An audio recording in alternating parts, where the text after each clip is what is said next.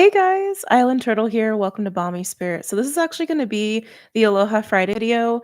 I know we're not doing it live. We are doing this pre-recorded this time, and we're just going to flow with it and see how that feels. I just felt guided to do that this time around, so that's just what we're doing. Okay.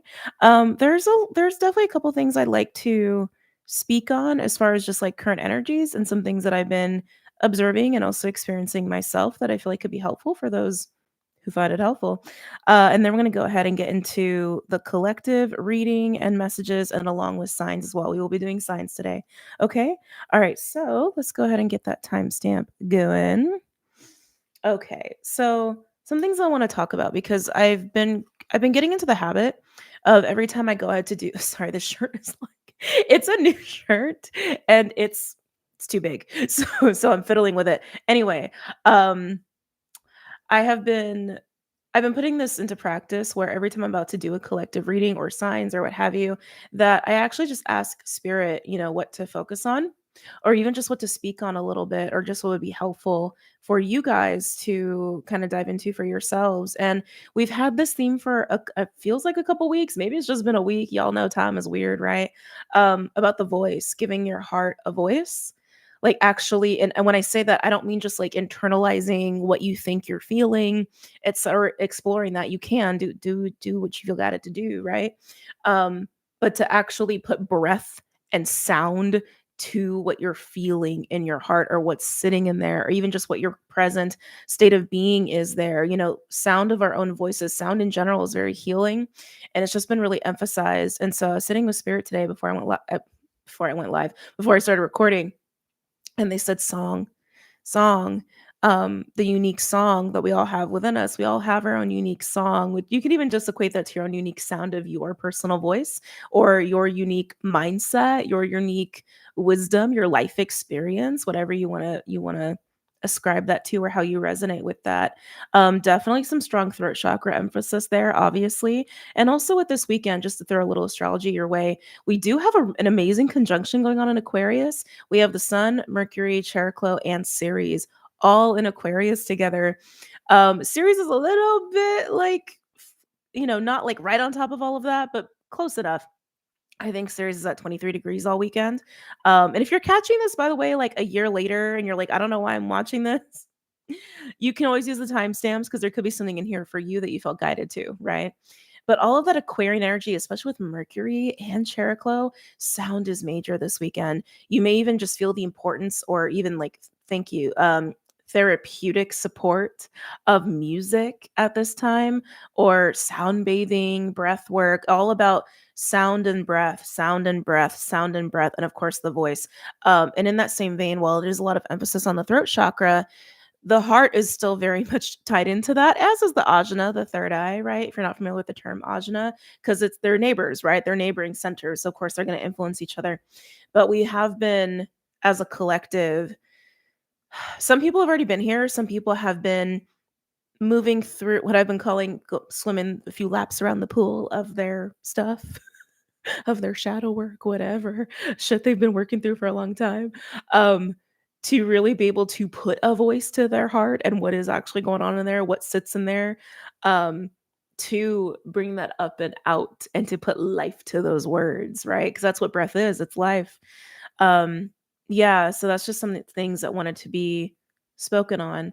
And like I said, this weekend with the conjunction in Aquarius with the Sun, Mercury, Cheroklo, and Ceres, that's an amazing energy to use for that, to sit in that. I believe that conjunction is also sextile Chiron and Aries as well. Also, it's just going to help with the healing factor. You may have opportunities to use your voice in this way, to use your voice for in a way where you're really speaking from the heart in a way that maybe you're not used to, or just in a deeper, more authentic way. Some of you guys already know how to do that, right? So again, take these messages as you will for how it resonates for you. But Chiron is about our wounds and insecurities and our fears. And with all this support of like, use your voice to overcome these things, to break some of these patterns and how you may have restricted your truth or your voice or even your heart space or all the above, right? We do also have a lot of earthy energy, which actually is really nice. I'm really digging it personally.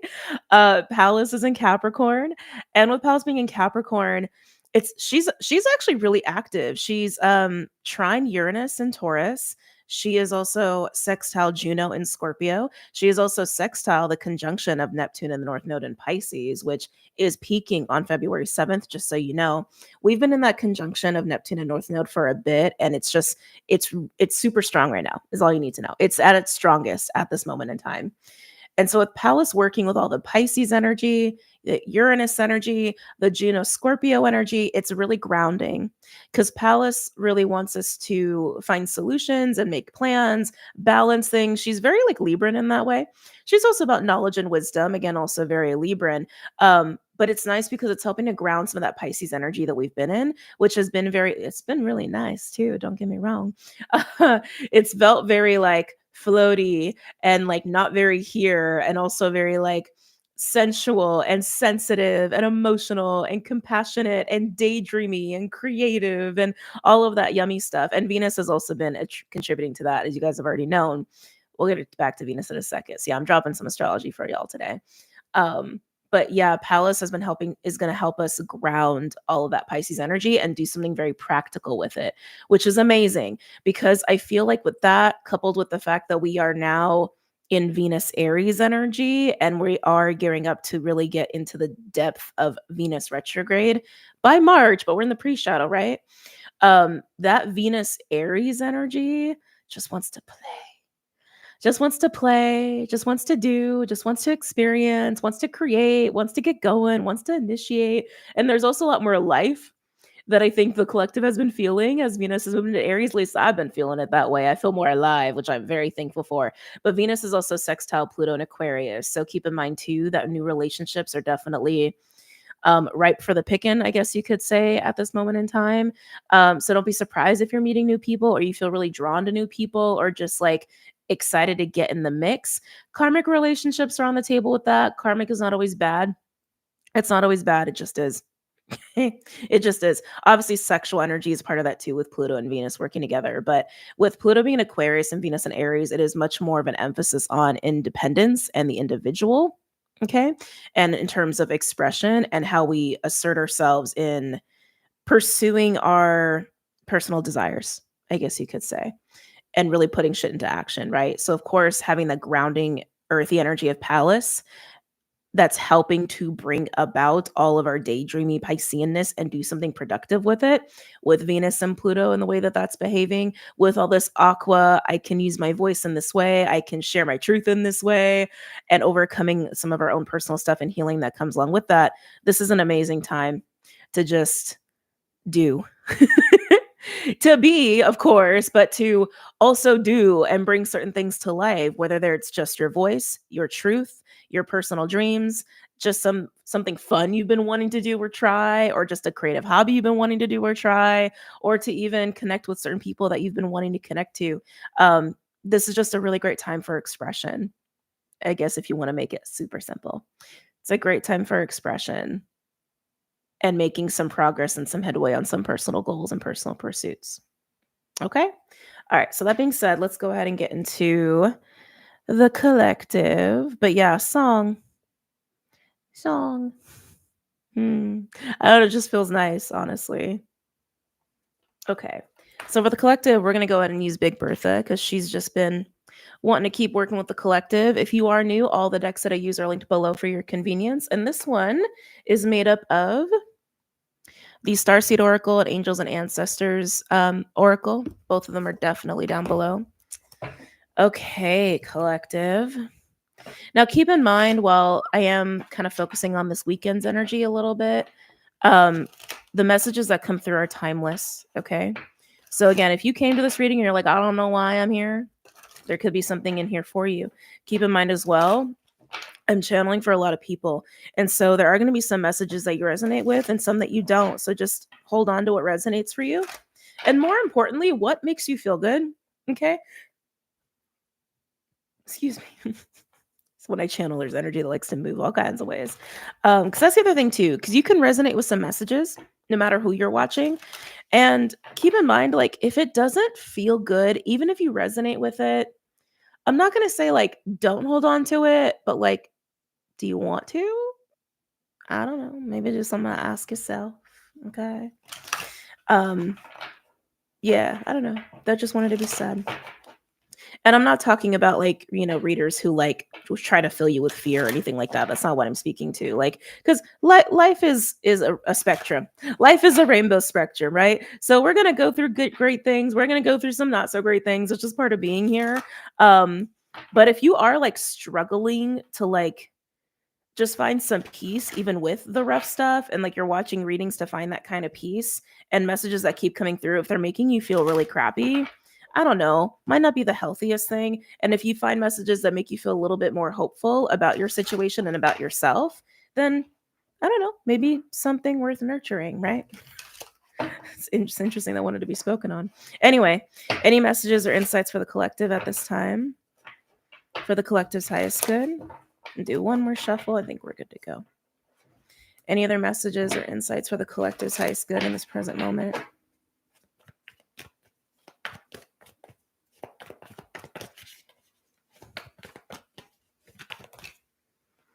Am I taking both of these? Yeah. So we have spring. Oh, I love that's there.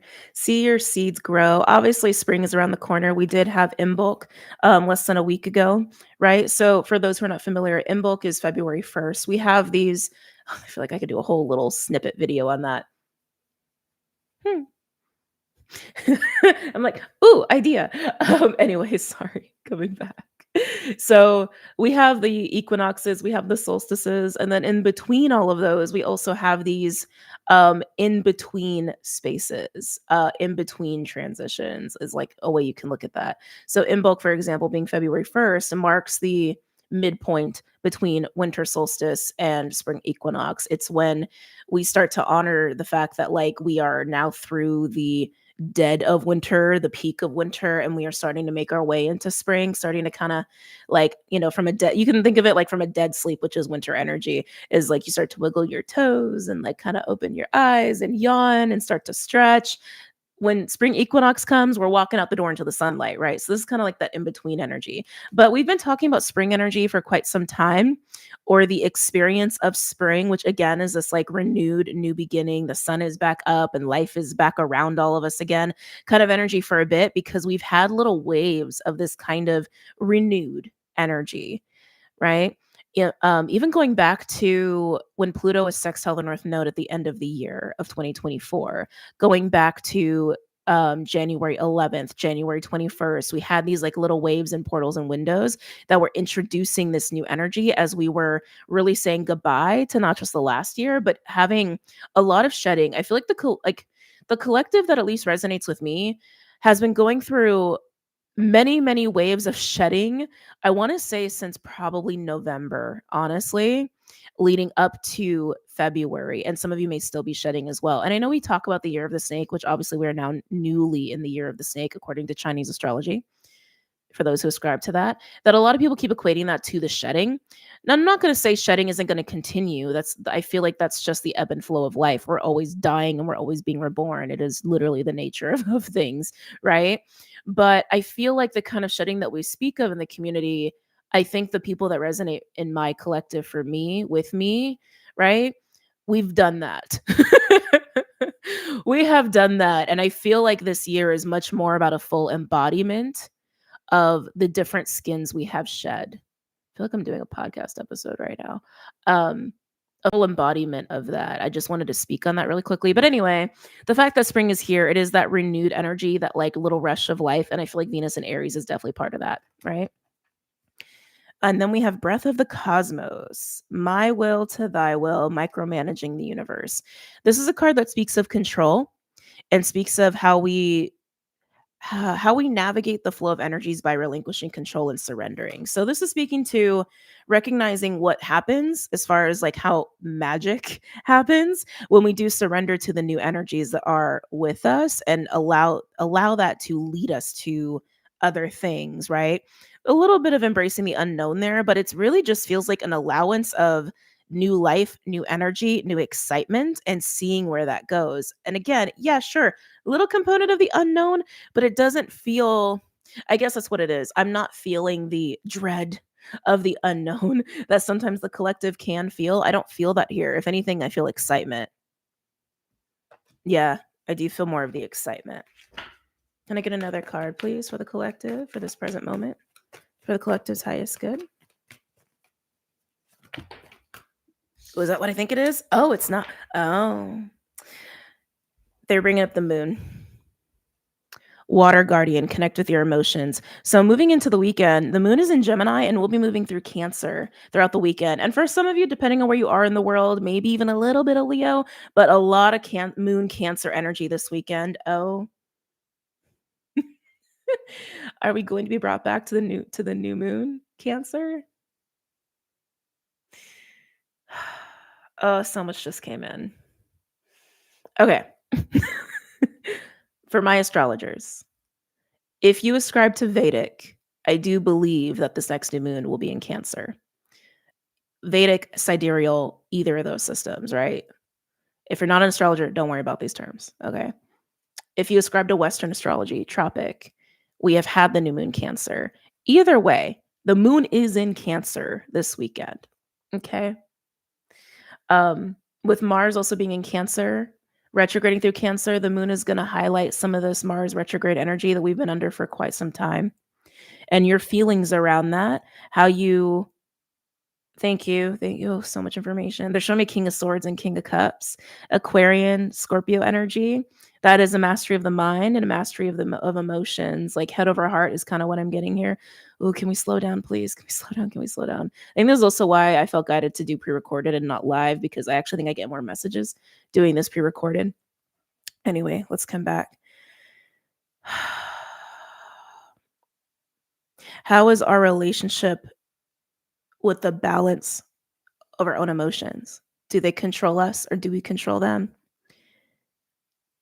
How is our relationship with how much we take action from an emotional space, from the heart space, right? Mars retrograding in Cancer has been helping us with this as a collective. And for some time, they're wanting me to emphasize the entire phase. So we went into pre-shadow for Mars retrograde in September. And I do believe Mars actually went retrograde November? Or was it October? Shoot, now I don't remember. Wait. I think it was November. I'm pretty sure it was November. I don't remember. It's hard for me to recall at this point. So much is going on in my head right now. Anyway, if you think back to September, what has been going on in your life since September? Has there been a particular theme, especially if you're like considering the milestones of September? I want to say November, December. And even as we're approaching the conclusion of the retrograde phase this month, there's something about the milestones of those timelines that's being highlighted here. So just I want to come back to the moon energy though. So just don't be surprised if there's something that you come into awareness of or something that is happening in terms of what you have been experiencing in relation to September, November, December, February. Okay? Think about it. Like what has waned, what has peaked for you around this time? Has there been somebody new? Have there been people who've left? Has there been a new hobby? Has there been an ailment? Like this is what I'm saying. It's like pay attention to these timelines. But can we come back to the moon, please? Can we come back to the moon? What's that? I know there's a song, Eclipse of the Heart. Don't take it so literal.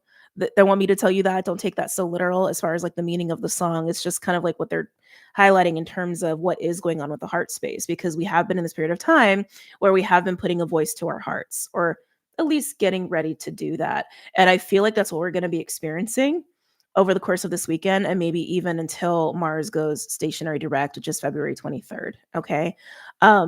But the moon in Cancer this period of time is highlighting that, and also highlighting new moon Cancer energy. And I want to say a reflection or coming full circle or a realization about something that's been going on since September. Okay. Some of you November, December. And with that, I also feel like what has been eclipsed in the heart, what's been hiding in the heart, right? Coming to reveal itself. And even with the connect with your emotions, some of you during this Mars retrograde process / phase, whatever word you want to put on it, you may have been struggling to stay in your heart because there's been such a focus to be in the heart. So you've probably been struggling to do that, or perceiving that you've been struggling to do that. Yeah, they're showing me the Four of Pentacles. And they're reminding me of the King of Swords and King of Cups again. I know I know a lot of information flows through me, so if you're having a hard time following, it's okay. This is also why it's posted. You can come back and watch whenever you want. Just trust that you're getting the information you need. Just trust that you are being seated with the proper consciousness and the proper truth that is going to facilitate you for your highest good, because that is also how I set the intentions before I go live. Okay. But King of Swords, King of Cups, this could be coming up in readings you've been doing a lot, but it's definitely that head over heart, head heart connection balance. Are they communicating? Are they not? And then, of course, the eclipsing of the heart and then the reveal of the heart and the opening of the heart is also what I'm getting to, alongside putting a voice to your heart and what is your heart trying to tell you. I actually been wanting to do a pick a card reading for that intention to help people. If I have time today, I will do it. It's definitely on my priority list. But with Guardian and Connect to Your Emotions, I feel like that's all, everything I just said. I feel like that's what's trying to come through with this card. Words. We do have Mars retrograde coming up too, just to make it more fun and spicy. But that is what I'm getting with Water Guardian. All of that. All of what I said. Okay. All of what I said. The heart wants you to let go of control. Something else just came through. Your heart wants you to let go of control. Your heart wants you to surrender to the adventure. I just got Page of Wands energy. Yeah, that's nice. Your heart wants you to surrender to the adventure, to the excitement, to the renewed energy, to the passion that comes with that. Surrender to it, surrender to it, surrender to it. Maybe this is what your heart's been trying to scream out of you and to you. Can we just surrender, please? Can we just have fun? Can we just be excited about the surprises of life is even what's coming through. Lots of stuff. Okay, let's go ahead and pull from energy oracle cards for you guys, and then we're going to go ahead and get into signs.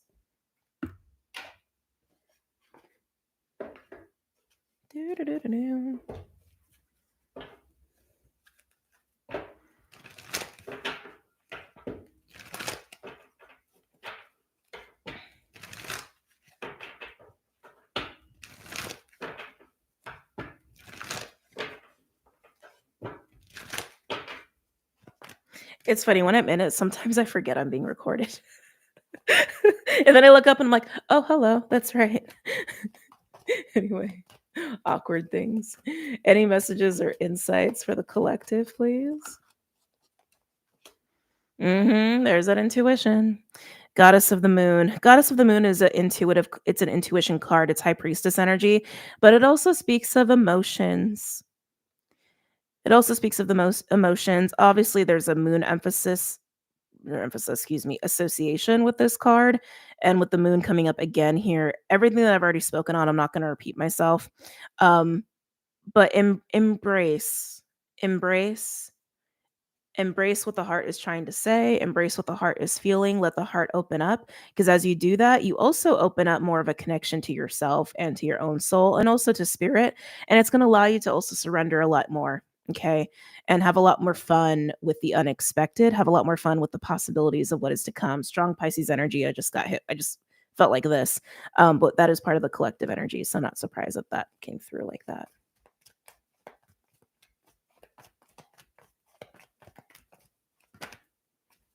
They're saying the word song again. I feel like all of this is what it's building to, right? It's like do, right? All the hard stuff we've literally just been speaking on, giving that life and that breath to what it is that's in here and that's coming up and out. And obviously that's also going to coincide with an alignment of your own intuition as well. But your song is, again, just the unique tone of your voice. Everyone has a unique voice, which is also kind of amazing when you think about it. Kind of like I don't know if it's like a fingerprint. I'd like to think it is. I have no idea if it is, but I'd like to think it is. But the frequency of your voice and the life in your voice and the magic in your voice, because everybody has magic in their voice. It's the nature of sound. Sound is magic, right? I don't know if y'all heard that. Anyway. Okay. Appreciation.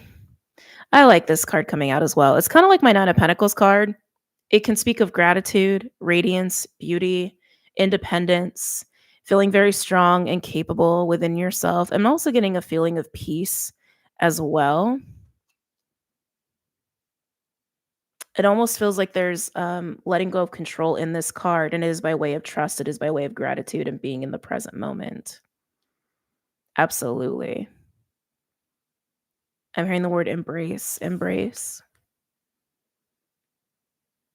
embracing self, embracing beauty, choosing to see beauty and embracing it.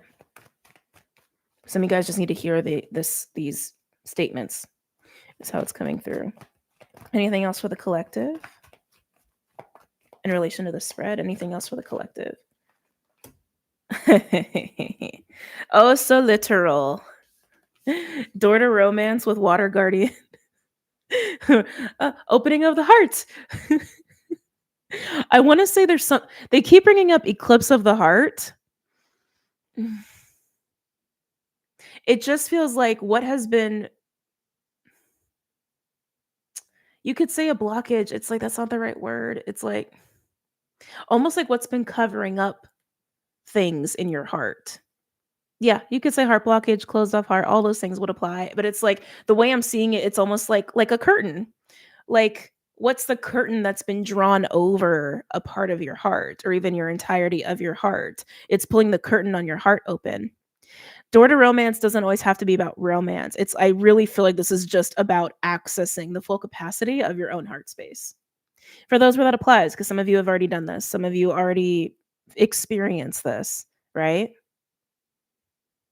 Some of you are on to the voice component of everything that we're talking about. Some of you are on to the intuition, the ajna part of what we've already been talking about, right? It's like a do kind of a process, right? But yeah. I'm being brought to money. Money's coming up here. Why do you want me to focus on money here? Some of you have been, take it as it resonates. Don't get mad. Don't shoot the messenger. Some of you have been trying to make decisions and manifest with the vibration of fear, even with like the energy of fear and pain, like manifesting with pain. That's kind of interesting. You can do that.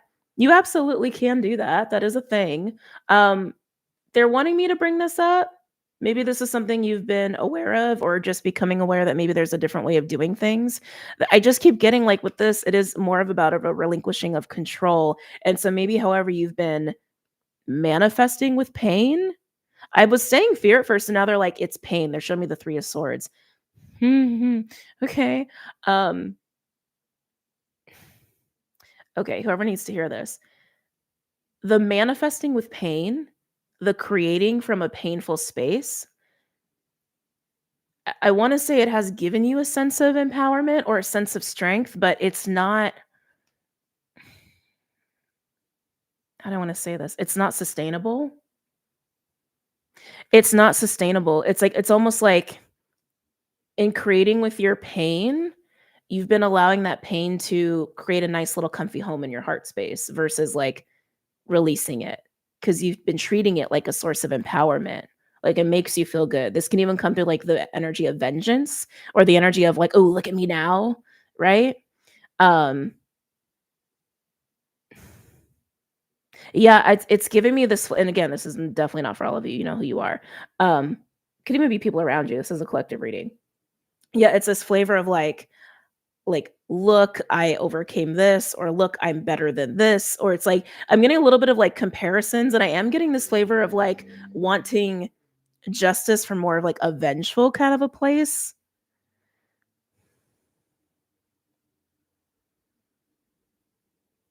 That's holding on to pain and using it as a source of strength and empowerment. But that pain has to be there for you to continue doing that.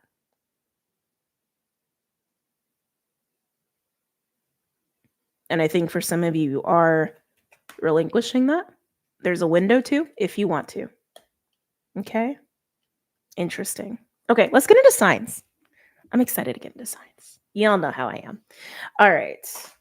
I'm gonna do my normal little thing where I go by elemental group. It has a better flow for me versus like going from like Aries, Taurus, Gemini, Cancer, especially because you're going like neighbor to neighbor to neighbor to neighbor. There is always something very similar one to the other, and I don't know. I like working with one element at a time. I think it just feels good. Just explaining. I'm not justifying. I'm just explaining. Uh, mm. Hold on, let me pull some favorites out. We got the Fae, got the wild unknown animal spirit. Ooh, we even have goddesses today. They said no goddesses. Okay. All right, then I'll put you over there. We got Rider Waves. We also got a couple other decks here. Okay. Okie dokie.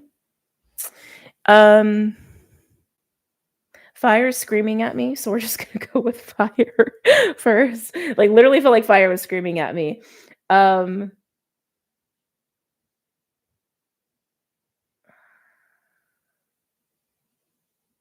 sorry, I was talking to them. Okay.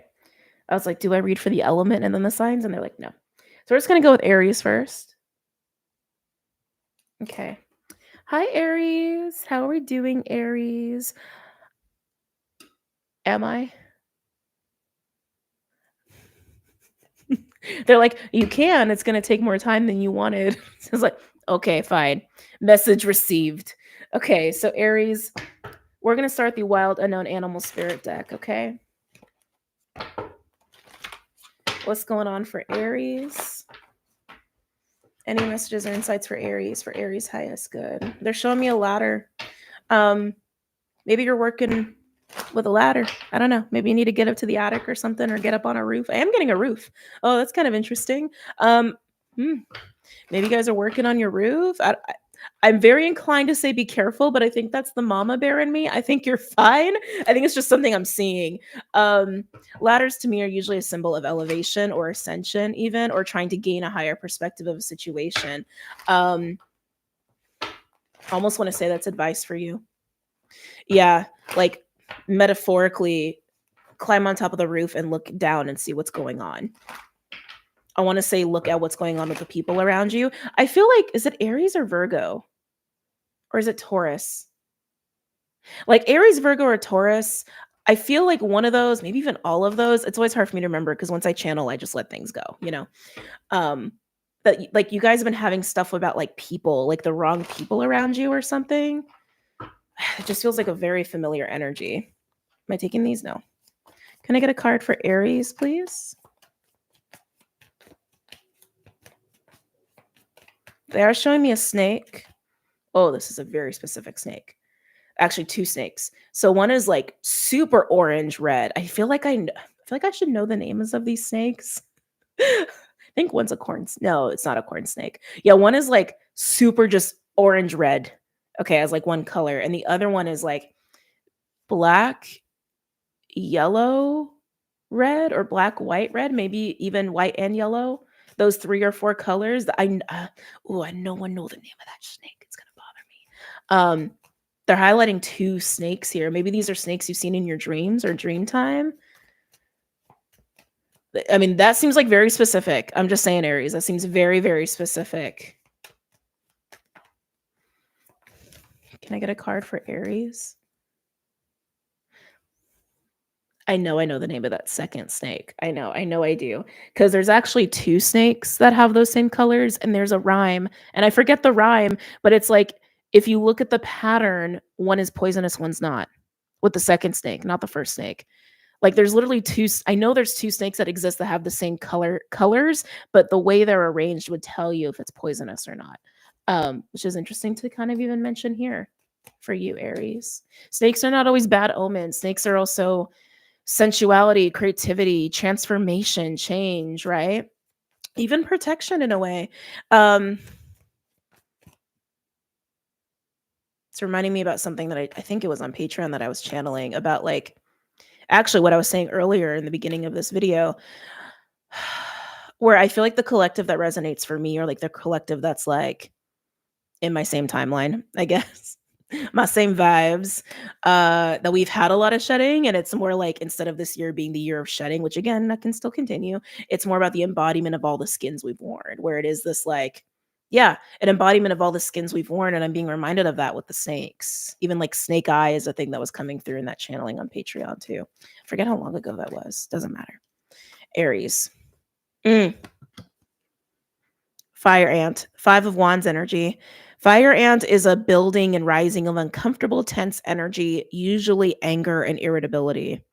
It's usually my card that comes out when there is this like war-like energy, Mars-like energy, competitive-like energy, wanting to overrun things kind of energy. And I keep feeling like the advice for you is get a ladder and climb on the roof and just watch the mayhem unfold. And I want to say watch it through a snake eye.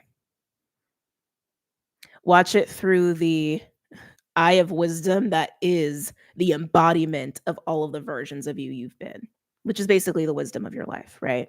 I almost want to get another card. Can I get a second one for Aries, please? Oh, I don't like it.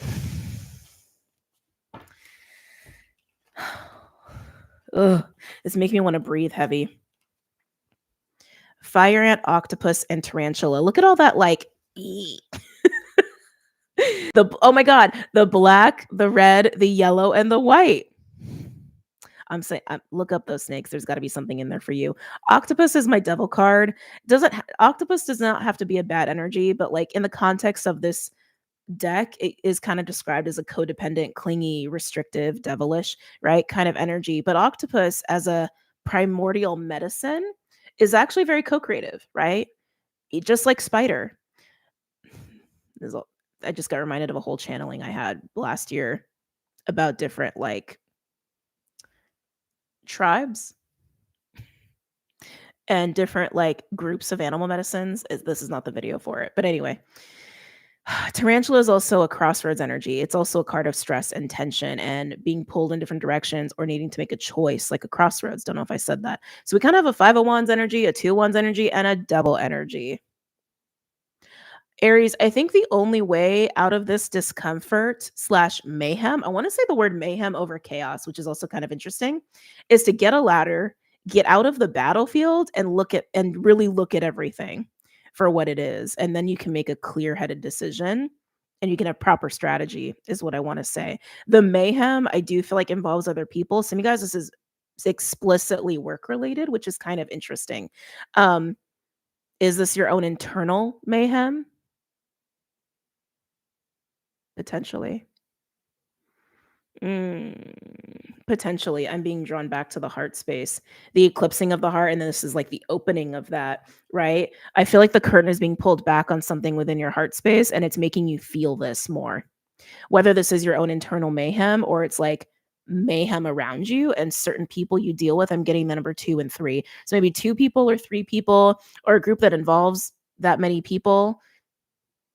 Okay. Sorry. It's always like hard when you're channeling. Something about your heart opening a little bit more. You're just more sensitive to this. You're more aware of this. This is why you need to get on the roof, metaphorically speaking. Okay, let's pull some tarot cards for you. Can I use Rider Waite here? I did do a timestamp, right? Okay, wasn't sure. Any messages or insights for Aries, please?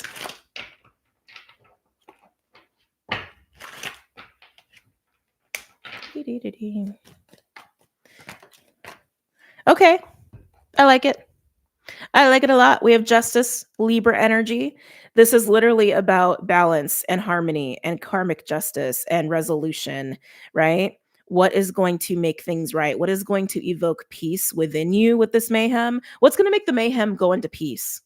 Or even have you moving into a space of peace and harmony about the mayhem around you or within you, okay? Some of you guys could be dealing with something legal.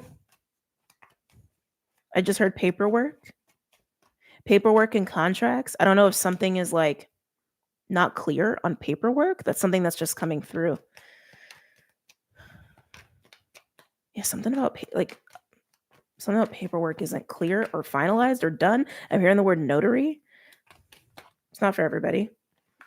3 of Cups, other people. And I did get 2 or 3. So if it's 2 people, it would be the 3 of you. If it's 3 people, maybe it's just about literally the people outside of you. 3 of Cups can also be about celebration, right? And I do feel like, well, I think this resolution / peace, harmony and facing the mayhem is very possible. It's very doable, and that will obviously lead to happiness for you and worth celebrating. But I just want to say be mindful about certain people in terms of mayhem. I don't really like that word. Let's see what we got here. Okay. Lovers in reverse and temperance in reverse. So I stopped reading reversals for quite some time, and they've been kind of guiding me back to it. So whenever they come out reverse, I take it reverse. Okay. But that's kind of interesting to come out next to this. Aries, there may be some people that feel entitled. I want to say to something over you, which is a weird way to say that. And maybe you know how that applies. That's so weird. Or in favor of something that maybe doesn't help you, maybe actually restricts you in some way, or is like you get the short end of the stick, like, or preferring something over you. I don't know. That's so strange. This could be like someone else getting a promotion over you. It could even be that. It could be again about competition. It's just a weird way that wanted to be said. That's not for all of you. Again, that's for some of you. Both lovers in reverse and temperance in reverse. This is speaking to major imbalance. When you're like, I need balance. Right? Uh, uh, Lovers usually speaks to like alignment or balance in the way I've already said. It also speaks to decisions. And I want to say maybe in a big life decision. Yeah, I want to say a big life decision. Some of you have been struggling with a big life decision and you don't feel at peace about it. And maybe again, this can be about the internal mayhem. Some of you are wanting to make a big life decision and people outside of you are causing more mayhem about it and lack of peace about it. But no matter how this is coming up for you, almost called you Libra, could have Libra in your chart. Not necessary, but no matter how this is coming up for you, Aries, I do believe it's very possible for you to find the peace in the mayhem. The answer, the solution, get on the roof, see what's really going on, right? Within yourself or with this mayhem outside of you, and you're going to know exactly what to do. Okay? All right, let's move on to Leo. Leo. Okay. Lions. How are my lions doing? They're showing me the Ace of Swords already with you. Are you roaring this weekend, Leo? Is that what you're doing? You feel in the right about something. I'll tell you that. You feel very in the right about something. You feel very confident that you are right. So I want to say that. I feel like you're throwing the weight around a little bit. That's not a bad thing. It just kind of is. It just is. You are roaring, and I do think you're being heard. Yeah, your energy is very strong. Very, very strong. Any messages or insights for Leo? For Leo's highest good. First, you're witnessing something. We have the owl. Owl is high priestess energy, psychic, intuitive energy. Owl is the night eagle. She/he sees all the light in the dark. Okay. This card also speaks of seeing good things coming your way as well, but I'm getting witness. It's giving me Page of Swords too. Witness. The owl here is a witness.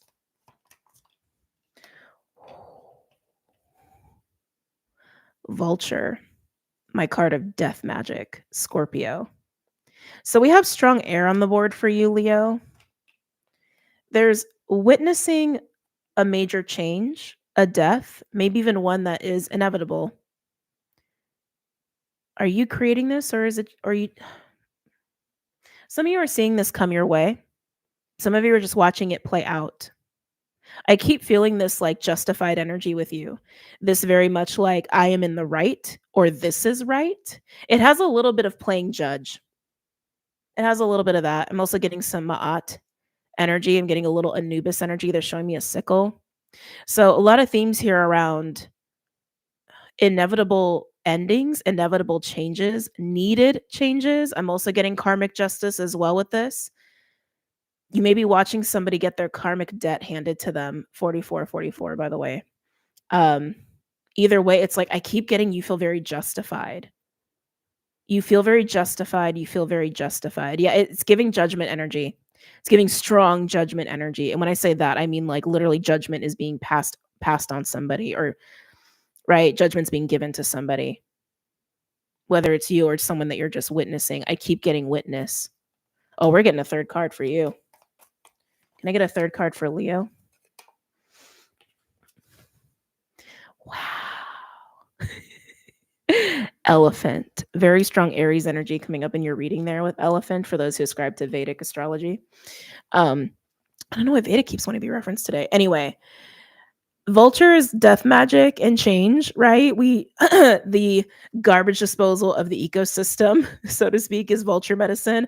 But elephant is like breaking through barriers and walls. Elephant is also a card of wisdom as well.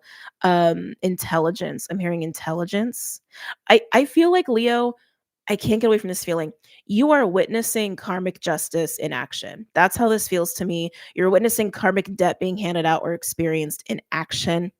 And with it is also some releasing of energy that's been needing to be released.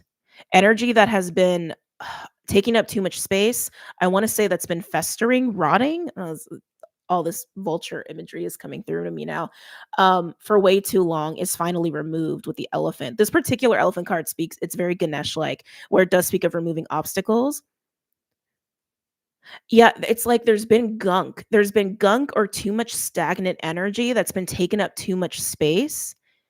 And it's about high time it's been cleared out. And the only way to clear it out, I want to say, is by justice being played out, karmic debt being handed out, judgment being handed down. God, who are you? Like there's a lot of air and fire just explicitly in these cards, but it's feeling very Scorpio to me, to be honest with you. You could have Scorpio in your chart. Um, it's very fascinating. Okay, let's go ahead and pull some cards for you. They say use the same deck. Okay. Hey, Bubby, you want to come over here? Hold on, Leah. Clyde, you want to come up here? You want to hang out?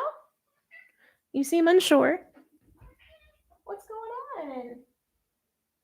Here? All right. It's like he doesn't know what he wants. Do you know what you want? No? Okay. Any messages or insights for Leo?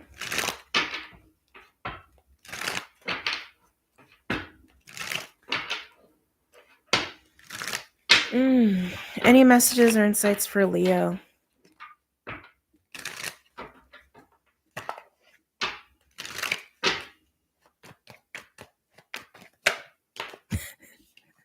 I love when the signs come out in their own reading. King of Wands, this is the Leo court card.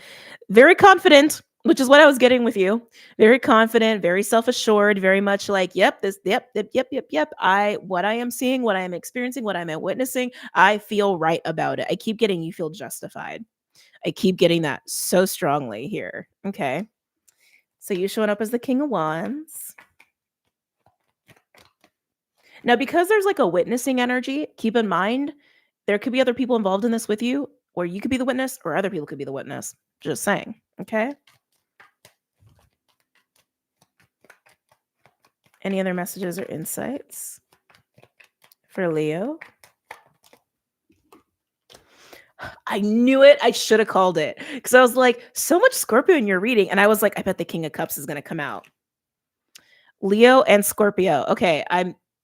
We haven't done Scorpio yet, but if you have any Scorpio in your chart, I imagine the Scorpio reading is going to have something in there for you. Even if not, there may be something there for you. Hi, Bubby. Hi. Aww. Thank you for hanging out. Yeah, did you have a good nap? It's so funny how cats have their routine, right? Like he loves to sit in his little window in the mornings. I know his eyes are a little gunky. Oh, you like that? Yeah, you do. Of course, he shows up in the Leo reading. All right, I'm going to get back to it though. Okay? Okay? Okay. Okay.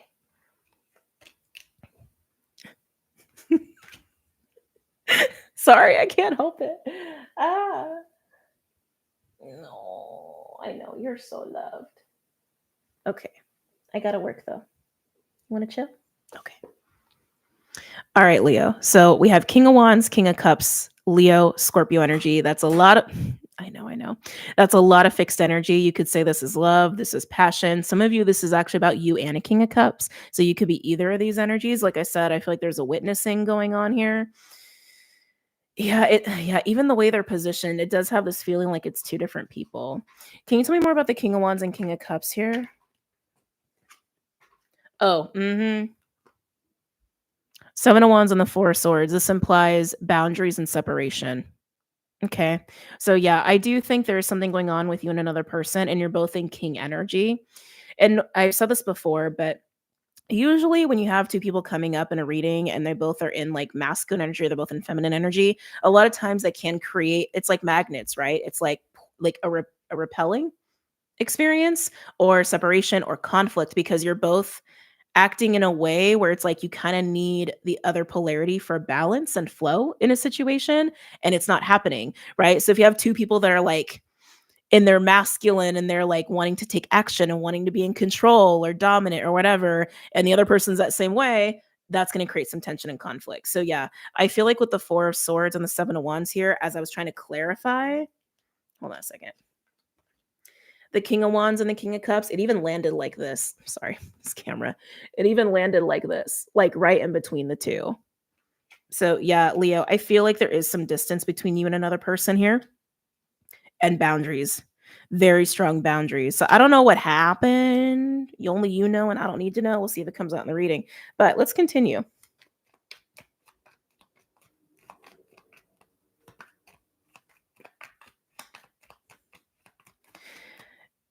Yeah, I feel like the King of Wands energy here is like really bubbling. And like when I say bubbling, I mean like bubbling. Like being in their own energy, being in their own space. And again, with that Seven of Wands, having very, very strong boundaries. Keep in mind, Leo, though, especially because the King of Cups is on the outside, even if it is another person, it's also alluding to how that energy is with yourself, right? With your own internal King of Cups energy, meaning you've got some boundaries when it comes to your heart space. And I want to say even between you and your heart. Yeah. So, Leo, I'm starting to get a couple things here. So, again, take the messages as they resonate. I'm definitely getting a separation between a King of Wands and a King of Cups. Gender does not apply here. Okay. Leo, Scorpio energy doesn't have to be, right? But at the same time, I'm also getting to, if you're resonating as this King of Wands energy, I feel like you are taking some space for yourself because you just need to. You're feeling that. You could call it hermit mode, bubble time, solo time, at home a lot time, whatever way you want to ascribe to that. And with that, with the Four of Swords and the Seven of Wands, I also feel like you've been fighting your own heart about something, Leo, maybe even just generally. Thank you. Yeah, fighting the truth about how you actually feel about a situation, and even just feel in general. I just want to say in like your emotional space, just generally speaking, that you've had some walls there when it comes to your emotions and your heart space. Got a lot of confidence though. I'm sure your solar is on point. Anything else for Leo? Some of you, this is about siblings. As I said that, felt this wave of heat go through my body. Some of you, this is about your siblings or a sibling.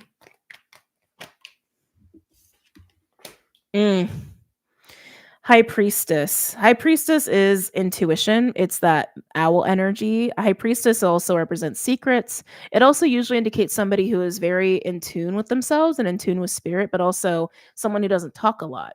Why is High Priestess here for Leo? Why is High Priestess here? Oh, Six of Cups. We also have the Queen of Swords trying to make an appearance here, and Knight of Cups at the bottom, just showing you. But High Priestess with Six of Cups, I feel like this is literally like an awareness or a journey or a deep dive into your past, into the depths of your soul. Six of Cups is also more Scorpio energy. Just throwing that out there. It's also my childhood patterns, family patterns, memories, past life shit, all of that shit. Coupled with the high priestess, it's definitely a diving into the realms of the psyche and the realms of you through time and space. And like I said, if you're resonating as the King of Wands and you've been taking time for you with strong boundaries, it's almost like to really get into that heart space and remove some walls there. It's requiring a dive into the past, your past, through time and space, and even some memories to get to the true feelings that you have maybe been ignoring for a while. Some of you, this can even be true feelings about a King of Cups energy. Some of you, again, this is about you and your siblings. Some of this is about you and family. Some of you, this is just about you and just another person. Okay, just generally speaking. But I see a lot of heart and soul energy being evoked here. Hold on a second. The fighting. I heard the word fighting. They brought me back to the judgment energy here. You could have been in 55. When I was about to say this, you could have been in competition with somebody, Leo, or somebody could have been in competition with you. I want to say there's been some like weird projection there and ego there because I feel distance. If this is happening, if there's a situation with you and another person like this, I feel distance. I feel like there hasn't been any talking. I feel like there's just been a lot of projection and speculation. Yet you or this person or both of you created some like imaginary competition. Some of you guys, this competition actually is from more of like a experience in time and space. You could say past lives between the two of you, and it's just spilled into this incarnation to be dealt with. Buddy, what? What? See, now he's all like, "Mwah, mwah, mwah." Clyde. What, you feeling the vibes, Clyde? Truth is going to come to light here and judgment will be passed, but I do feel like the judgment that's being passed, there is some like karmic energies there as well. Six of Cups can also speak of that. I feel like it's happening internally. I don't feel like it's like a giant tower moment. And again, you could be watching somebody go through this, but I actually feel like it's you, and not in a bad way. It's actually just helping to opening your heart. Again, Knight of Cups is still at the bottom with Six of Swords, forgiveness and acceptance and peace. What's underneath the Six of Swords? Ace of Wands, renewed life and excitement and passion. Definitely a moving on energy. Oh, beautiful, with Temperance, which is healing, and resolution at the bottom. Okay, Leo? All right, let's move on because we've been on you for a bit, especially with the kitty ference. Okay. Hi. He's like, oh, a camera. Can I continue? Oh, I know you like that. You like that. All right, so let's do Sag. Okay. Sagittarius. What's going on for my Saggies? Sagittarius. Clyde. I think he wants food. So you know what? I think I'm just gonna go check if he wants food. I'll be right back. Hey, Clyde. Clyde, food? Hey, Clyde. Food? Food? Yeah? Okay.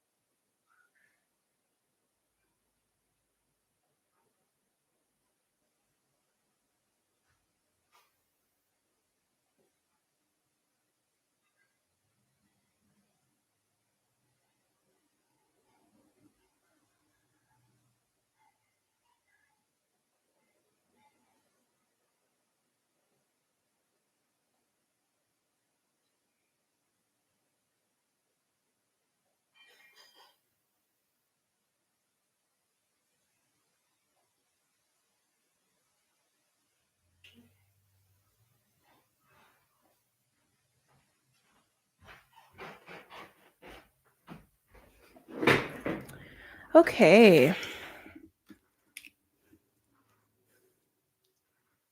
All right, new timestamp for Sag. Hopefully he eats it. He's been so picky since he hasn't been super well. Okay.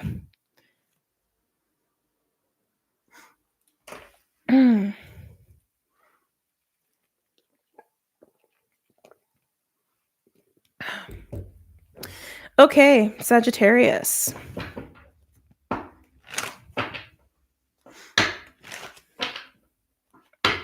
Any messages or insights for Sagittarius? Any messages or insights for Sagittarius?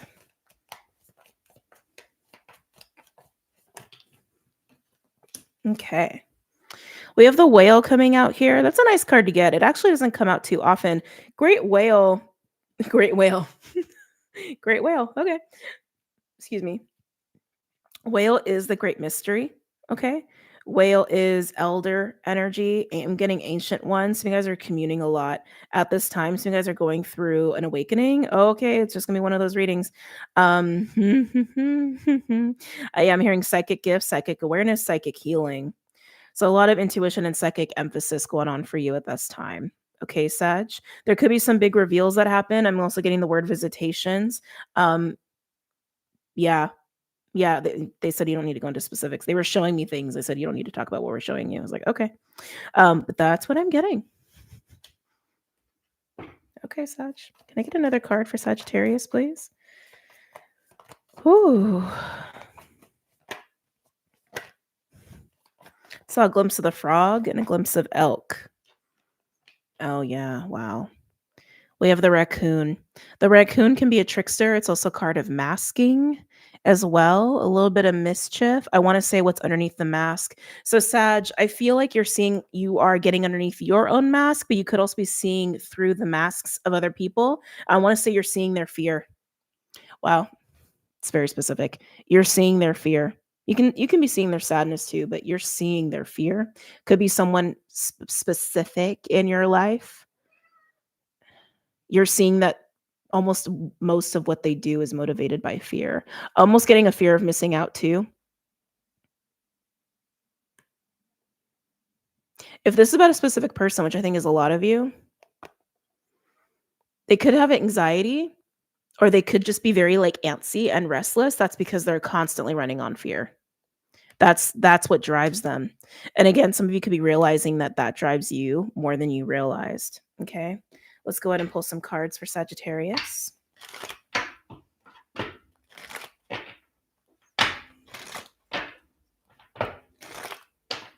They're showing me like vases. Like, are these vases? Like vases, fountains, cups, like vessels of water. It's basically what they're showing me for you.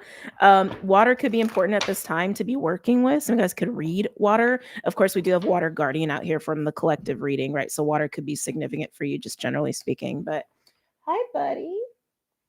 Feel better? He wants a lot of attention right now. Okay. Sagittarius. No.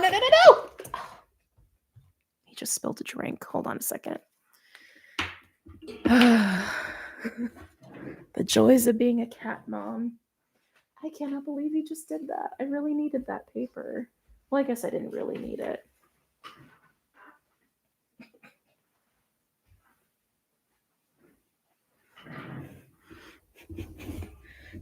Hold on.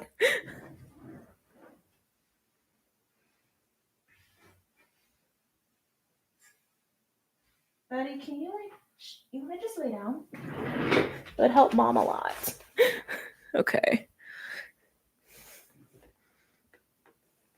I thought that was out of his reach, but I guess not. Sorry, Sag. For some of you, the person that you are seeing this with, for those where it's a specific person versus just general population, they could be a prankster or a trickster, or they could do things to get attention. Just saying, just based off of what Clyde just did. Anyway, Sag. I love him, but Sagittarius. Oh, yeah, I feel like you're seeing fear in the face. You're looking fear in the face. There's also collective energy as well.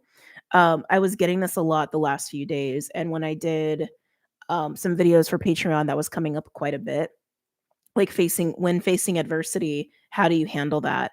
How do you handle facing your own trauma when it comes to the adversity that you have experienced? And I do feel like you are looking fear in the face very directly, seeing it in a raw form, seeing it for what it is, and also seeing how people or even yourself try to cover up your own fear, and how you're blinded to even how much fear is there and how much fear is driving you or driving others. That's what I'm getting as a major theme here.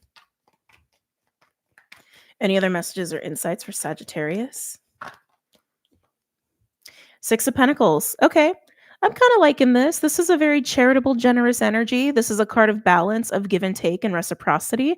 I am getting the word charity and the word help and aid, support, gifts is coming through. The exchange of energy, basically. The exchange of energy. There could be people in your life, or again, one person in particular that wants to exchange a lot with you. Maybe you give a lot too. This is the person or people that you're really seeing this with. Okay. But I want to say people connections where there's a lot of exchange happening. So these are not like acquaintances.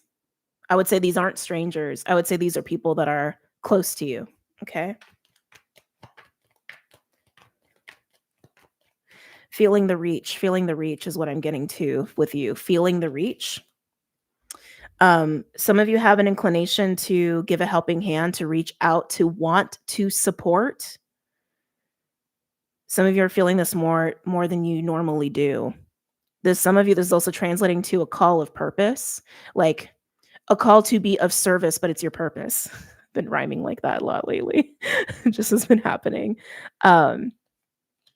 Yeah, a call to be of service, a call to help, a call to support. Again, to me, this is charity.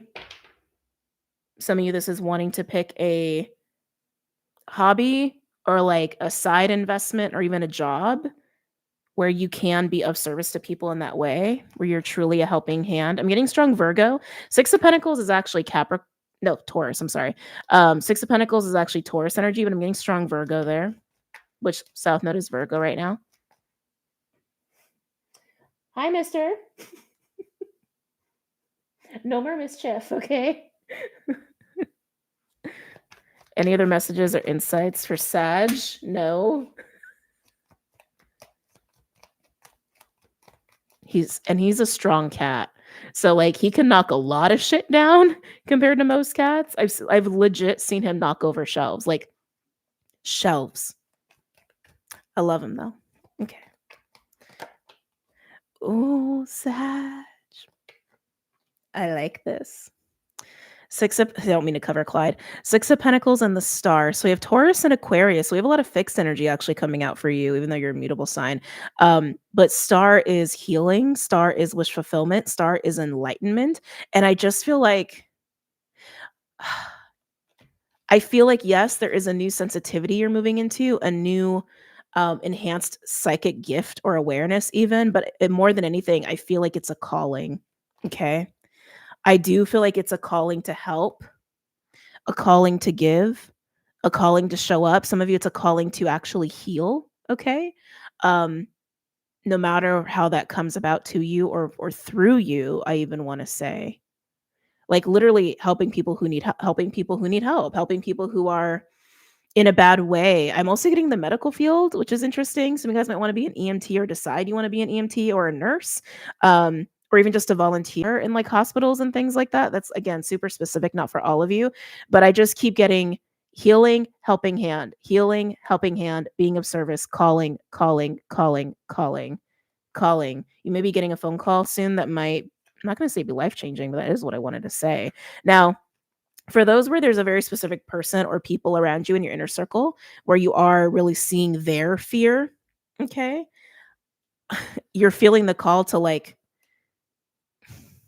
It's not your responsibility to heal people, well, to, like, heal their shit for them in that way. That's not your job, that's not anyone's job. Like, we can support people and we can guide people, right? And inspire people and be there for us when they're ready to ask for that help, right?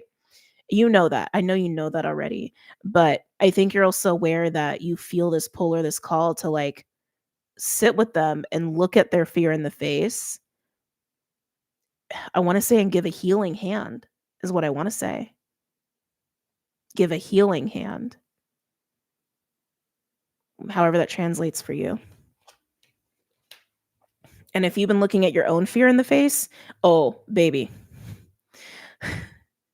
you're making strides, okay? Strides in your own healing, awareness, and sense of purpose if you're facing your own fear in the face, okay? Can I get one more for Sag? This is a cool reading. Sorry for all the interruptions, by the way, with Clyde. Can I get one more for Sag? Ooh. Oh, I love it with the Emperor. Why does that feel so I don't know why I just got sexual all of a sudden.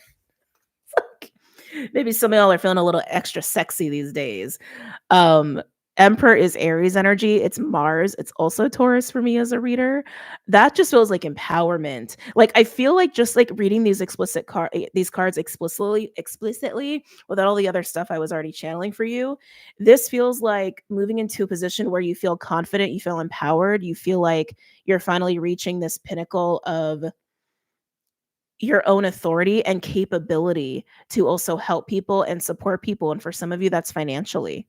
Okay.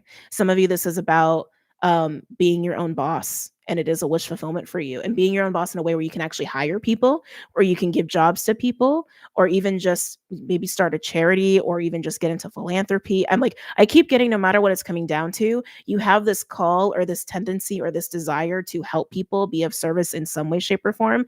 But it also is this like level of awareness and mastery that you're having with intuition, compassion, and your own psychic ability, and this ability to look at adversity in the face, fear in the face, your own or others, and not waver. This is very collective.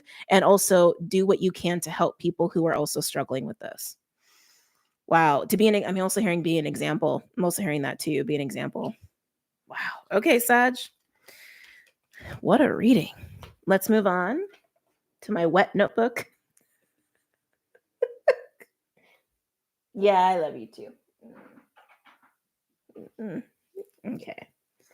Actually, I want to go with Earth next. Let's do Earth.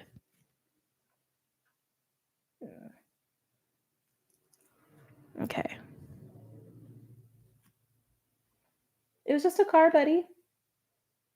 He's like, what was that? Okay, Taurus. How's Taurus doing? How's the bull gang? My bulls. Your energy feels good. I won't lie, your energy feels very I just got call what it is. It feels kind of horny.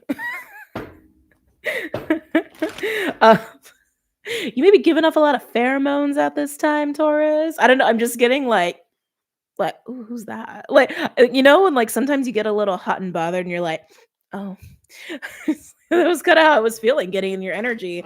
So this could be you. This could be someone who's looking at you and going like, hi, Taurus. Okay. It's just got those vibes. Taurus, any messages or insights for Taurus at this time? Oh my God. Yeah, Taurus. I'm just getting this like magnetic, sexual, I'm not gonna say irresistible, but kind of energy. Huh. Okay, Taurus. I am. I'm getting like, oh my God. Okay. Anyway, I'm on camera. I better stop. Taurus. Any messages or insights for Taurus? Let's see. Earthworm. Okay, so Earthworm comes out to mark the beginning of something, but it's the beginning of something foreign, something that is totally new territory, uncharted, almost uncomfortable, kind of a space to be in. And what's interesting, is that we actually have Cosmic Egg on the bottom. This is kind of like having the Fool in the World card. like the alpha, the omega, the beginning and the end, and then back to a new beginning. Because cosmic egg is the crown chakra, but it speaks to reaching this climax or pinnacle of like growth and development or a cycle. While earthworm is literally the opposite of that. It's beginning a cycle that you've never experienced before. And look at the colors. So there is something interesting happening here with you, Taurus, of like endings, beginnings, new territory, new chapters, mastery, becoming the student again. It's that kind of vibe. Okay.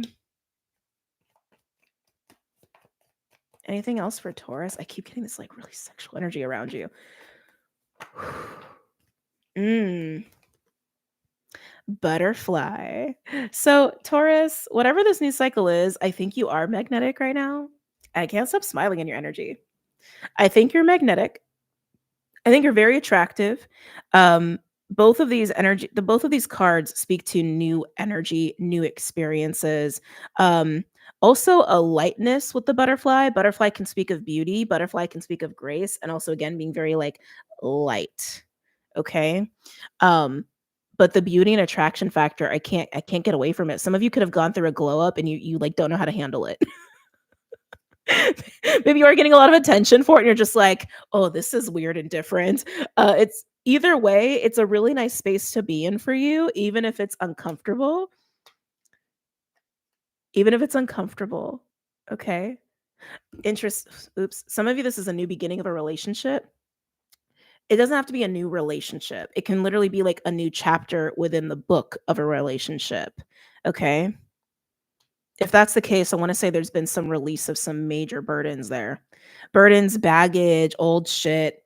Like literally the relationship has a new look, smell, flavor, taste, like everything. Interesting. That's very Taurus the way I just said that. All sensual with the senses. Buddy, you want to lay down?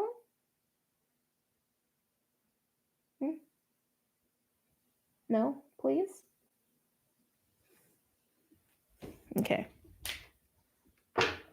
Taurus. No, that's my pen. Any messages or insights for Taurus at this time?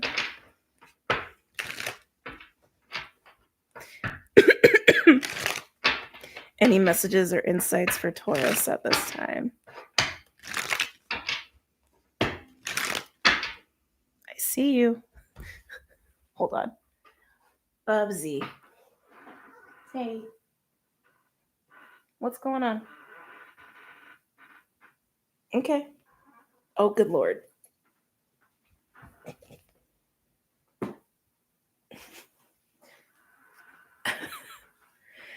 Okay. Sorry. He's been distracting a lot today. You should have seen the Sag reading. All right. Taurus. Any messages or insights for Taurus?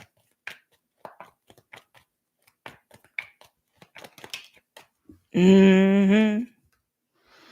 Mm-hmm. It landed right on Earthworm too. I can't go away from the sexual energy in your field.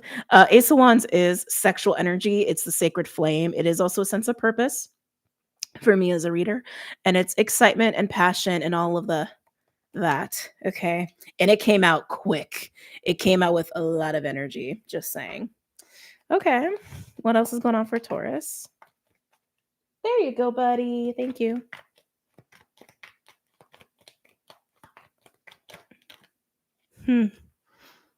Okay. High Priestess. I ain't mad at that. High Priestess is a psychic energy. It's an intuitive energy. It can also speak of secrets. It's also about your own attunement to yourself and also to the divine.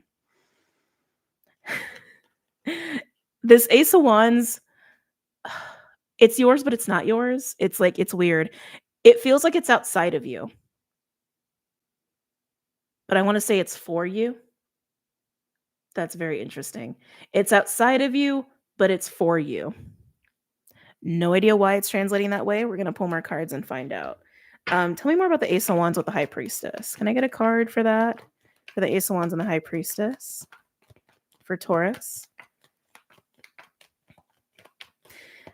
Yeah, even with the High Priestess energy, I feel like it's almost representing the butterfly here.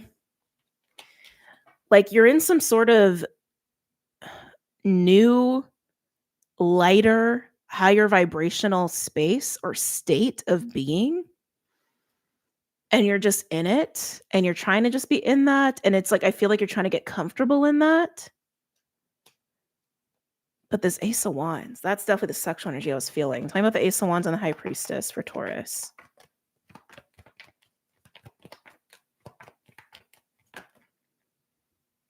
Okay. Thought the Three of Swords wanted to come out. Oh. So between the Ace of Wands and the High Priestess, we have the Eight of Swords. Eight of Swords is fear. Okay. Eight of Swords is also sorry, coffee stains, the trappings of the mind, if you will, and illusions that are created that keep us from seeing. And I feel like that's what I was getting with you. Like the Ace of Wands, it's outside of you. Eight of Swords implying you're not looking at it. You're not looking at it. It's there, but you're not looking at it. But it's for you. Like it's waiting for you to kind of open your eyes. Some of you, this is the passion someone has for you, which is a little bit I was feeling before, right? Thank you. I feel like it's also when you're ready to grab that Ace of Wands. Again, some of you, it is the passion someone feels for you and you just don't want to look at it right now. Okay, that is what it is. But in this like renewed energy that you're in and you're trying to get comfortable with it, the Ace of Wands is also representing you like not only embodying that, but like doing something with it. Like moving forward in this new energy, this new cycle, this new chapter, this new environment, this new experience. But the Eight of Swords is telling me you're not fully ready to do that yet. So it's just kind of waiting there for you, which is why it's outside of you, but it's for you. And when you're ready to like be fully embodied in this new cycle, reality, situation, whatever it is, you will, but only when you're ready. Okay. Not mad at that. Not mad at that at all. Let's get another card for Taurus. But definitely, if someone's got the hots for you, you're like, I don't know yet. I don't know about all that attention.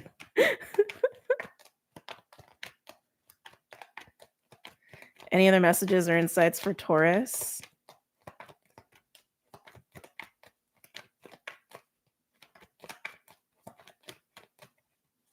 Any other messages or insights for Taurus? Oh, two aces. Oh, sorry, Clyde. Ace of Pentacles. So Ace of Pentacles is also a new beginning energy, just like the Ace of Wands. But the Ace of Pentacles is more like tangible, like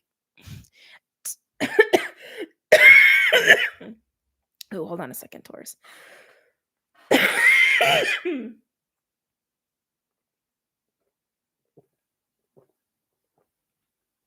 Sorry, I didn't mean to drink right in the microphone.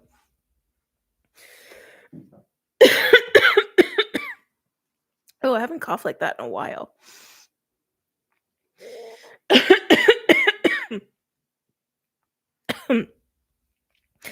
The Ace of Pentacles can be second chances, gifts. They're like lump sums of money.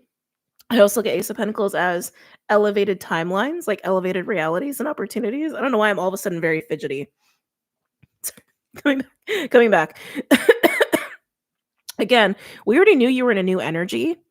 And I just keep feeling like there's so much potential around you that you're trying to get comfortable with this new energy first before you do anything with it.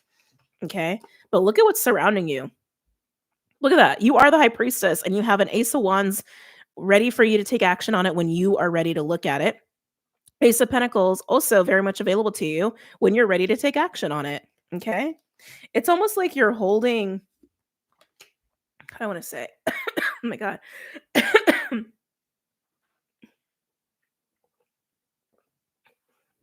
trying so hard not to drink into the microphone. It's like you're holding the world in your hands and you're like, when I'm ready to do something with this, then fine. Can I get one other card, please, for Taurus between the High Priestess and the Ace of Pentacles?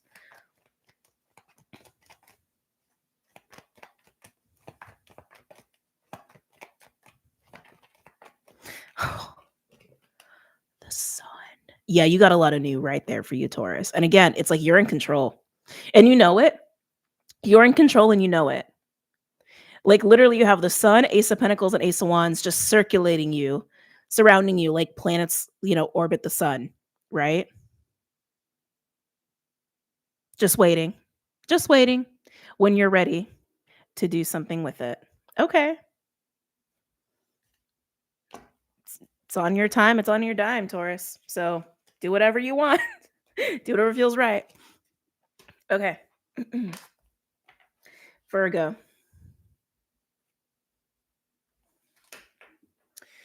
Virgo. What's going on for Virgo? Actually, move these cards up here. They're distracting me. It's just the collective reading cards. Okay.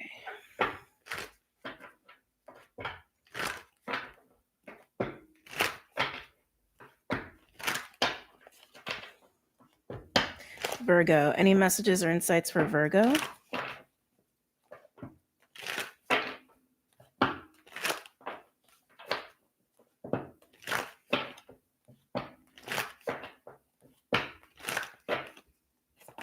What's going on for Virgo? Any messages or insights for Virgo?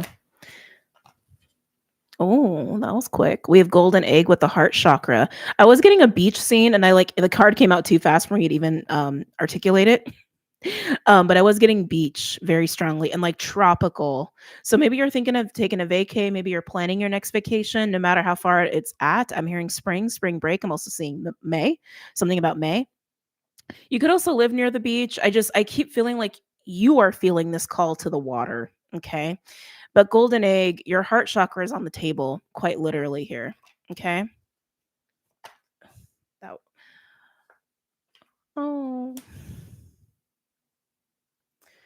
Oh, Virgo. You had to punch me right in the heart, huh? Not in a bad way. This isn't bad. We have golden egg with elk and lamb, and we have fox on the bottom. Elk and fox are partner cards in this deck, but elk is like the father. It's very strong, prominent, masculine principle. Okay. And lamb is like the baby.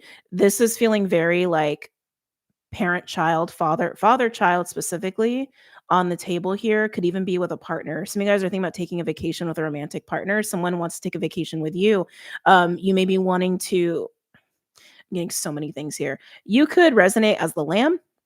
You could resonate as the elk. It feels like the elk energy wants to hold the lamb, is just what it feels like to me. Hold the lamb, protect the lamb, love the lamb, nourish the lamb is what it's feeling like. And so that could be very literal between you and another person. And I keep getting the beach. I keep getting ocean. I keep getting tropical.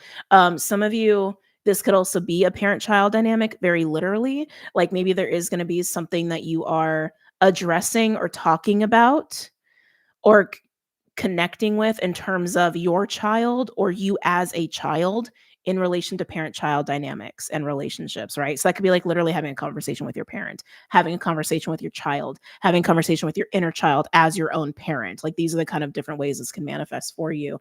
So again, lots of things I'm getting here across the board. There is absolutely a tending, almost want to say a tenderizing. A tender rising. Oh, geez, so much going on in that one word. Attending to your heart and your emotions and your feelings, especially in terms of, I really want to say masculine relationships where there's a masculine energy, like father-child, or even like romantic relationships where there is like just like a masculine energy, feminine energy, and gender's not applying here. I'm not speaking to that. Where there is like one force that is protective, that is reliable, that is safe, and one that is very tender, very, very tender, almost innocent. Okay. I keep getting father child. I keep getting that so strongly. But again, this could also be about romantic relationships. It's feeling very intimate to me, which is why I'm like, I feel parent child and I feel romantic. I don't really feel anything else there.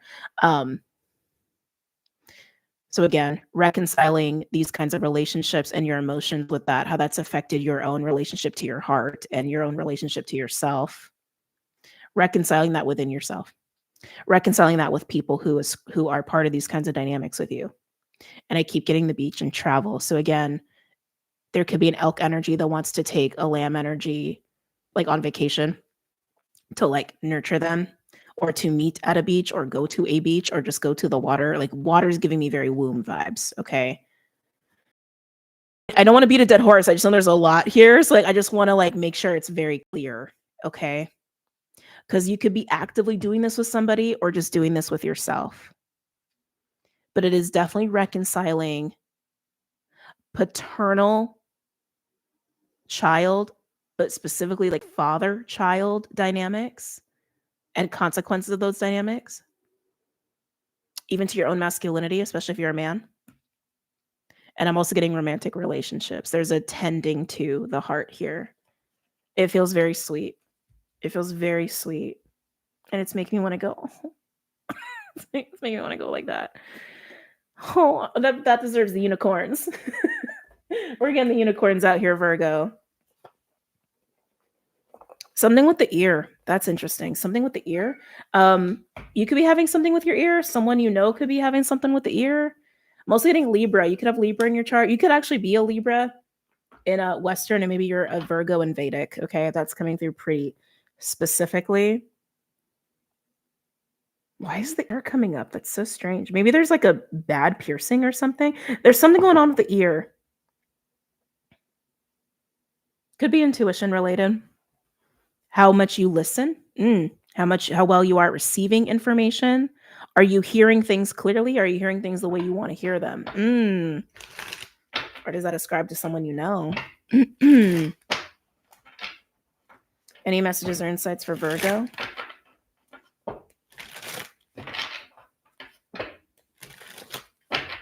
Any messages or insights for Virgo regarding this spread? One more. Oh, I'm loving these energies. It's like so tender. That's your word, Virgo. Tender. Okay. We have 3 cards. Okay. 2 of Wands, the Fool, and the 8 of Pentacles. That 2 of Wands definitely, I feel like there's been a lot of time at the 2 of Wands energy. Okay. Like literally just been hanging out there too long. Like I'm getting Hanged Man a little bit. If you've been doing the Wheel of Fortune too. If you've been doing your own readings or you've been getting readings or watching a lot of readings, those cards could have been coming out a lot for you. I'm getting Hermit, Hanged Man, Wheel of Fortune. Oh, Hermit, Hangman makes sense if they're coming out. If one's there, the other would be there too. Anyway, too much time has been spent at the 2 of Wands, feeling torn about, do I do this? Do I do that? I'm not really sure. The Fool backing the 2 of Wands is saying like, take a leap of faith and be fearless about this.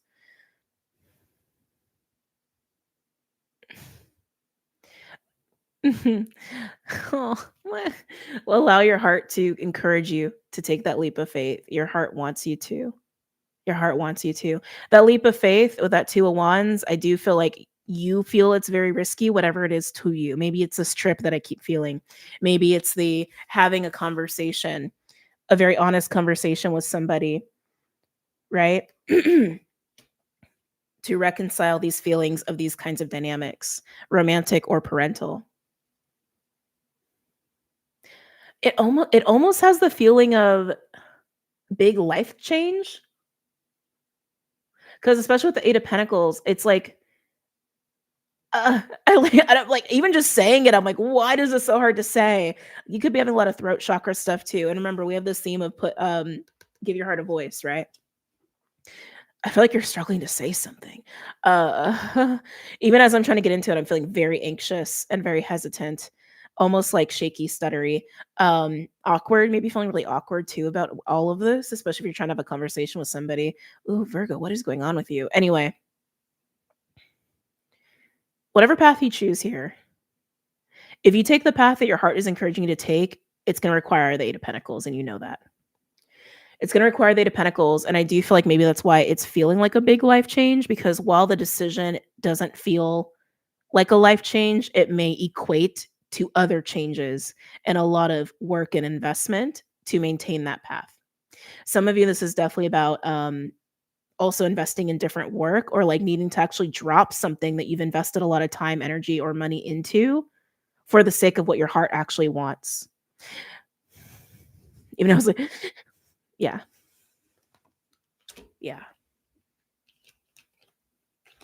We're going to pull more on that. Moon at the bottom. with the Eight of Wands, travel and inevitable movement and action and expansion. Talking about the Two of Wands for Virgo. Talking about the Two of Wands for Virgo.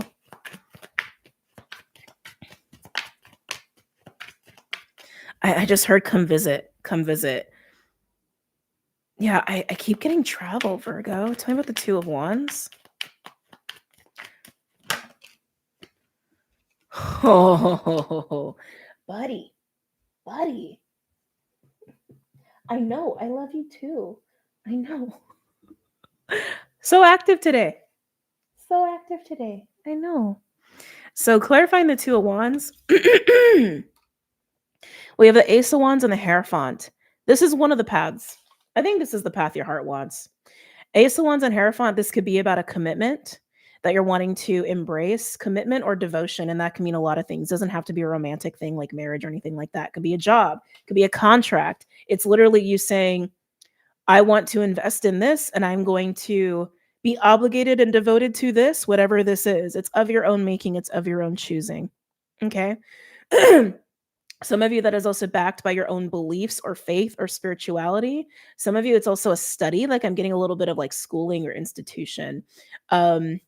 Taking the torch. Oh, interesting. Taking the torch. Oh, that feels like initiation. That feels like initiation or being initiated into a specific role. Only you would know what that is. Some of you, it's a family business or like head of household. What's the other wand? Can I see the other path available to Virgo? What's the other path available to Virgo here?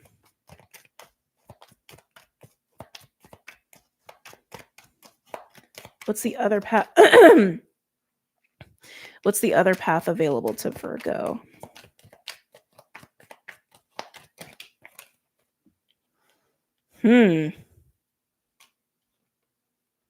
Emperor.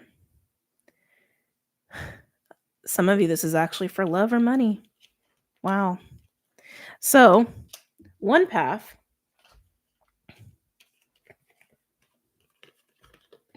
Jesus, I can't hold the cards today. One path is the Emperor.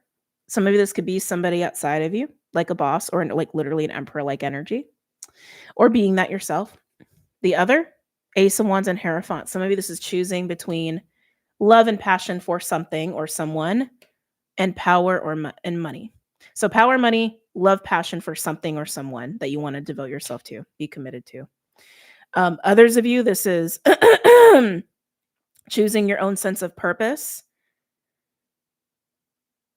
over an emperor person or being an emperor. That could also equate to purpose over money. I'm also getting a little bit of like choosing the matrix versus choosing spiritually led path. I'm also getting that too. It's a lot going on there. Get a couple other cards here, please, for Virgo pertaining to the spread. Buddy, no. Way too much up on here for you to be doing that. Any other messages or insights for Virgo? Clyde, I see you. Come on. Really? We now have the Queen of Pentacles landing on the Emperor. That to me definitely says that there's like one path that's very familiar to you is about money. Wait a second. Hey.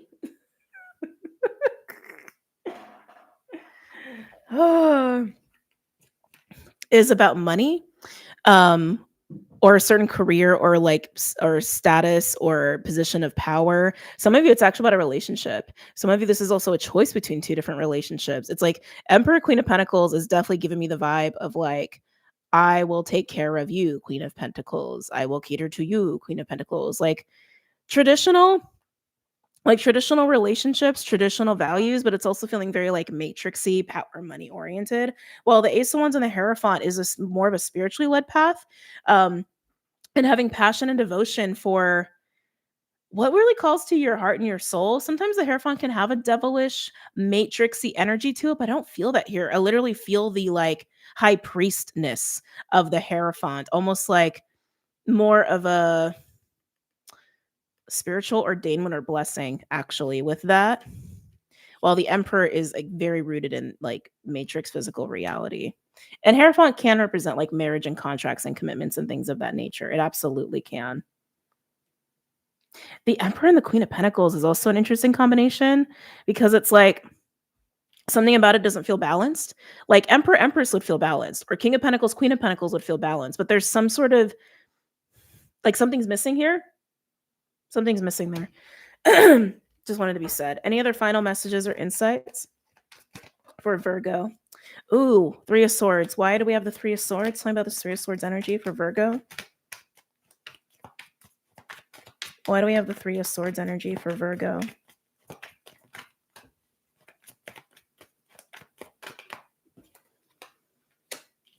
Around 10 of Pentacles, then we have the Star on the bottom.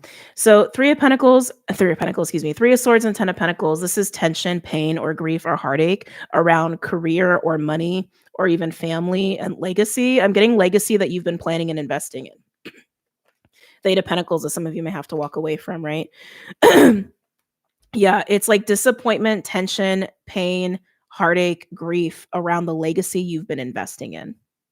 And with Star on the bottom, yes, there's healing and truth and enlightenment and wish fulfillment still available to you. But I think that's why we have the Ace of Wands and the Hierophant. This is absolutely investing in a different path, one that your heart and your soul wants. Because whatever you've been investing in, I want to say is rooted in values and beliefs that don't really align to your heart and your soul anymore.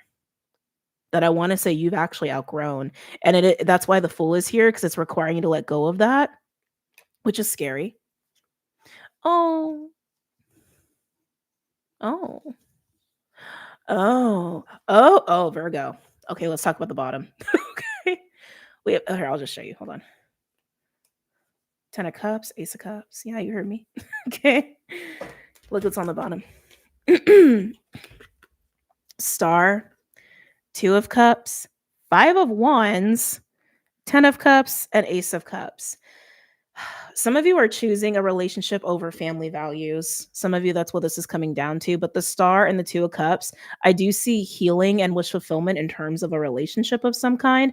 5 of Wands with the 10 of Cups, it's like there's been some sort of like conflict or block or resistance to this connection. And I want to say because of 10 of Cups, because of a current family situation, even a work situation, whatever you've been investing in, right? But the Ace of Cups being here, your heart and your soul are on the line here and speaking to you about this, right? And the Ace of Cups and the 10 of Cups, there's a 9 of Cups there, which is also wish fulfillment and your own emotional contentment, right? So some of you, this can be renewing a relationship, but I feel like you are becoming very aware of the kind of healing that can happen between you and another person and what your heart and soul really want and what doesn't align with you anymore as far as like career, family values, and what's getting in the way of you just choosing your own happiness. And some of you, this is about also choosing a spiritually guided path as well. Okay. Wow. Okay, Virgo. Okie dokie. Let's move on. I'm not done, buddy. He's restless. He's restless. This one. Capricorn. Oh, we spent a lot of time on that reading. Okay. Capricorn.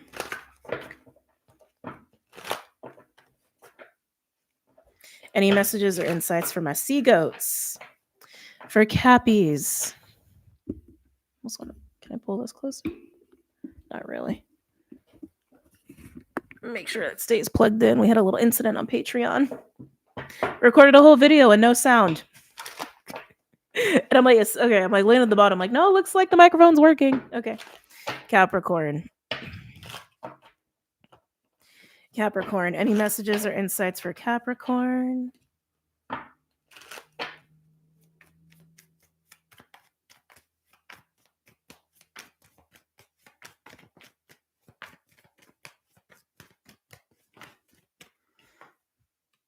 Gazelle, 3 of Wands energy. This is a pensive, waiting, observant, watching the passing of time, if you will, waiting for the right moment. They're showing me a traffic light, waiting for the light to turn green. Maybe you're literally in your car waiting for the light to turn green.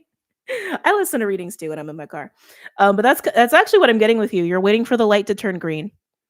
You're just waiting. You're waiting for your turn. You're just waiting. You know it's coming. You're just waiting. Okay. Can I get another card for Capricorn, please?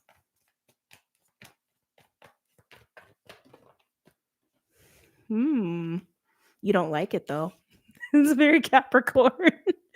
Earthworm. You don't like waiting.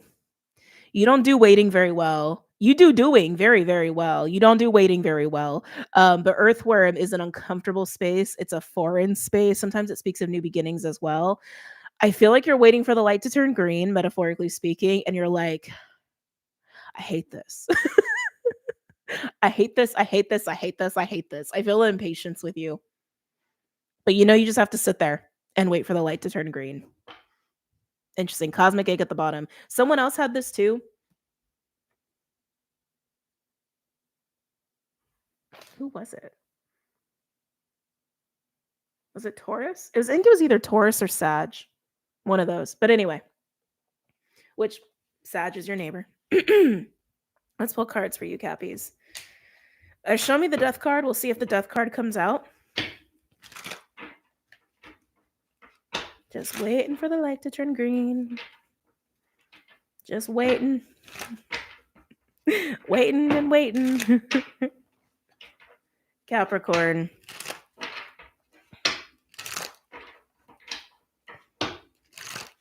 Any messages or insights for Capricorn regarding this spread?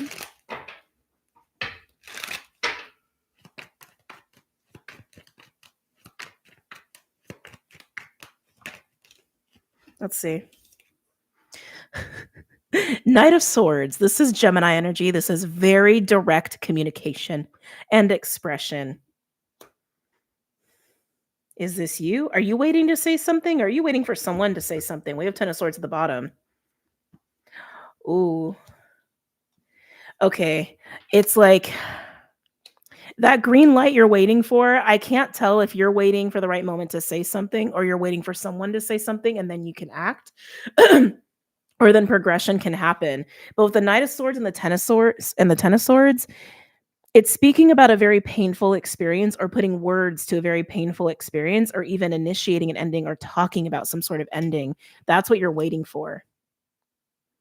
That's what you're waiting for. Tell me more about the Knight of Swords for Capricorn. The High Priestess is coming out for everybody. It's Pisces, so not shocking. But Three of Pentacles and the High Priestess. I feel like you're the High Priestess. High Priestess definitely doesn't talk. Excuse me, sorry. High Priestess sits in a bubble and observes and takes in information, which is what you're doing as the gazelle, because you're watching and you're waiting.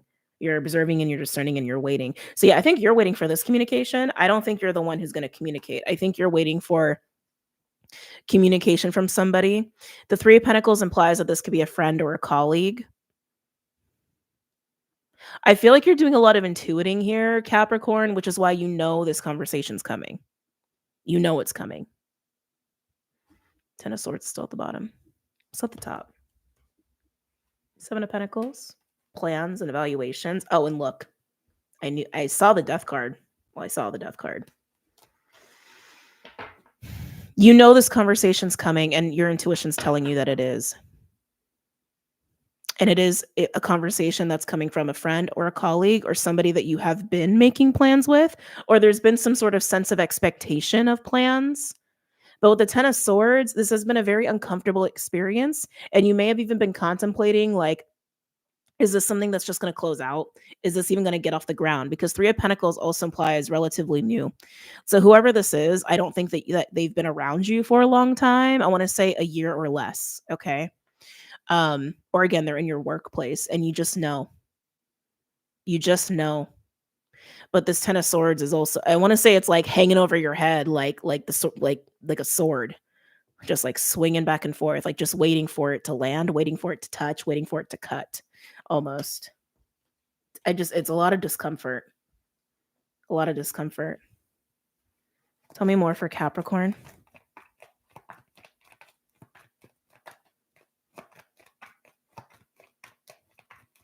Any other messages or insights for Capricorn?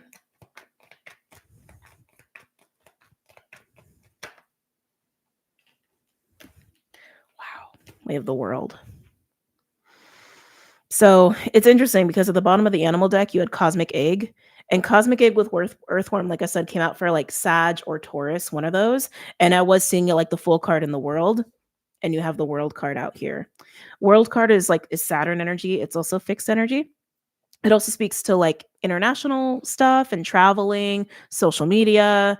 But more specifically than that, more importantly than that, it speaks to karmic lessons and cycles, opening and closing here. There's something about this conversation, Capricorn. Interesting, on the bottom, you have Chariot and Magician, a lot of majors here. This conversation, this communication, this expression, I want to say, is going to close out something major for you, like energetically, karmically, maybe even cutting a cord or a tether. I keep getting that you're anticipating or wondering about an ending, or that this conversation circulates around that. This seems to be a very important conversation you're waiting for, Capricorn, because it's going to lead to the World, which can also renew connections. But more than anything, again, it's like you're like, no, this is the conversation that's needed to usher in new energy and close out new energy. And that could even be an ending in and of itself, even if nothing changes with you and this person. Something is changing energetically, karmically. Some of you are going to feel freed. It's just it's an important conversation that needs to happen and will happen and is inevitable, and you're just waiting for it. And there's something about it where you can't initiate it for some reason. This is very specific. Tell me more about this Knight of Swords, Three of Pentacles for Capricorn. And that's what the green light is once this conversation comes in, that World energy is here. Some of you guys are waiting for someone to show themselves, like their real self. And it's like very High Priestess. You've seen it and you're just waiting to see it. It's interesting. Let's see here. Ooh. Cappies. While you have a lot of intuitive inner knowing about this conversation, you might not know everything. Just lying. Page of Cups and the Empress. Page of Cups and the Empress. I feel like you are the Empress here. Empress, High Priestess. They're very similar. Very close. Empress is more of like the physical 3D manifestation of that energy. High Priestess is more of the spiritual, non-physical, etherical, higher dimensional version of that same archetype. One and the same. But the Page of Cups is usually, some people equate it to like a very small, tiny little token of emotional honesty or communication, like a text or a phone call. But the thing that's really great about the pages is it's pure. No matter how big or small it is, it's pure. I'm trying to get a read if it's from you or to you. I want to say it's actually from you. It's from you. Tell me more about the Page of Cups for Capricorn. It's giving almost an apology flavor, but I don't think that's what it is. It's like I'm getting a little bit of an opening of the heart and a display of emotional honesty. Doesn't mean apologies won't be exchanged here. With the Page of Cups, we have Ace of Pentacles. The Ace of Pentacles is a tangible beginning or a gift. I'm getting gift, actually. I'm getting gift here. Sorry, I don't know if I showed you the cards. I'm just really in it. I am getting gift. When this conversation comes in, this person may give you a gift. You may be anticipating giving them something, even if you are anticipating a parting or an ending. If you've already had some sort of like ending or painful experience with this person, I actually think there's going to be a resolution and a harmonization here, an honest discussion, and then that will bring in the World energy, no matter what you come to consensus-wise between the two of you. But the Ten of Swords is floating around very strongly, very strongly. And maybe that's what you're not clear on. If it's like Is the Ten of Swords here to stay and I can move on to the world? Or is there going to be a Ten of Swords moment and then we like move on from it and then we're fine and we're okay and then we move on to the world? But again, if you've already had a Ten of Swords moment, I feel like this is actually like addressing that, talking about that and being honest about that. And then you can clear the decks, so to speak, and move into the world energy. It is giving a little apology flavor. Just looking what's at the bottom.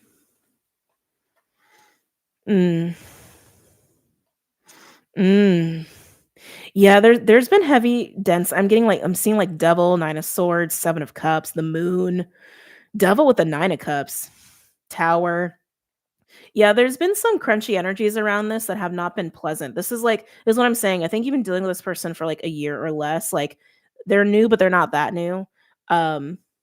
Enough for there to be discomfort, enough to step on each other's toes, enough for there to be question marks. But I definitely see, and you definitely anticipate an honest conversation.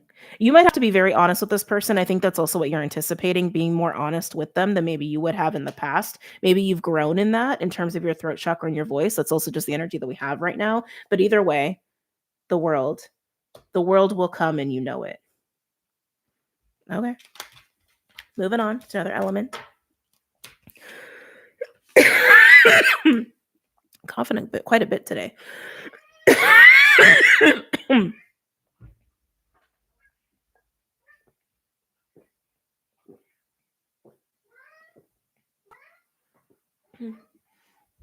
Buddy, what do you need? What's that? All right, let me just go see what he needs and I'll be back.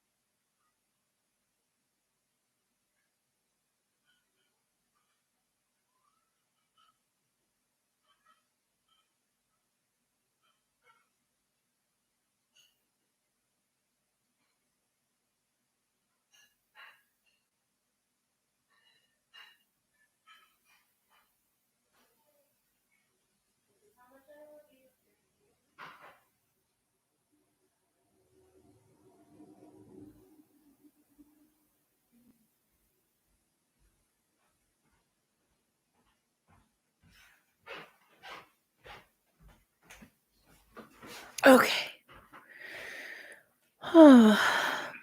Okay, guys. That should satisfy him. I caved and basically gave him something that's just like a little indulgent for him. He's just refusing to eat his food. And not from a sick place, just from a I don't want to eat it place. All right, we're going to go with air.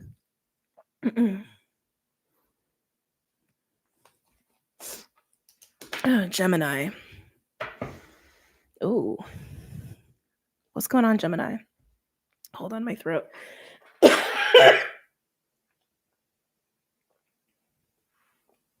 Just got a little bit of a bat cave energy with you. Maybe Batman's your thing. Maybe you like bats. But yeah, I just got a bat cave energy with you. It's been a little heavy.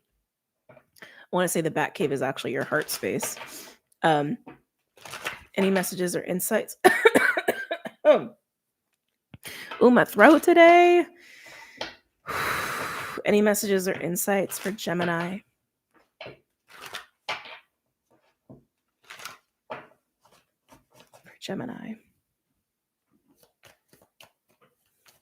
It's weird too, Gemini, because like Right, you're a very communicative sign. You are ruled by Mercury, the throat, all of that.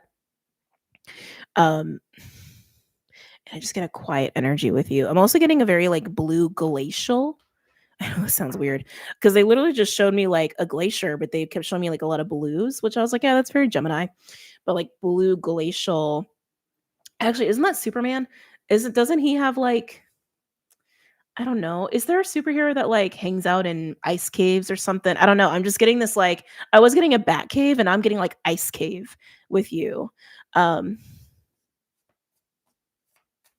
mm, Gemini, some of you I feel like this is actually representing, symbolizing some crevices of your heart space. Um where it feels cold. Feels a little cold and icy. Not saying you are cold and icy. I'm saying it's like some crevices of your heart. There's memories or experiences where love, love, because this isn't love, love was experienced in a very cold manner. Very cold. Left you feeling very cold. So maybe I'm getting some inner child stuff here.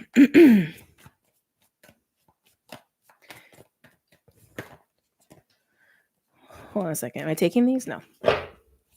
Any messages or insights? I'm just getting strong Pisces with you. Thank you. Let's see what we have here. Oh my God, Gemini. Is it gonna be one of those readings? We have Mouse and Lamb. Lamb is like pure baby new energy, like wet behind the ears. Mouse to me is always like a Virgo energy. It's very detail oriented, but sometimes can speak of anxiety and hypervigilance. And I am getting inner child with you. I am just being very honest about it. I'm getting very strong inner child with you. And I'm almost feeling like, who was it? Who was the first sign that went? Was it Aries? Maybe it was Leo. It was this energy of like confronting fear and adversity. Maybe that was Sag. No, that was Sag. I think it was Sag. It was Sag. It was Sag. It was Sag. Thank you. It was Sag. Sorry. Coming back, Gemini. You're not facing fear and adversity. I actually want to say you're facing love. That lamb.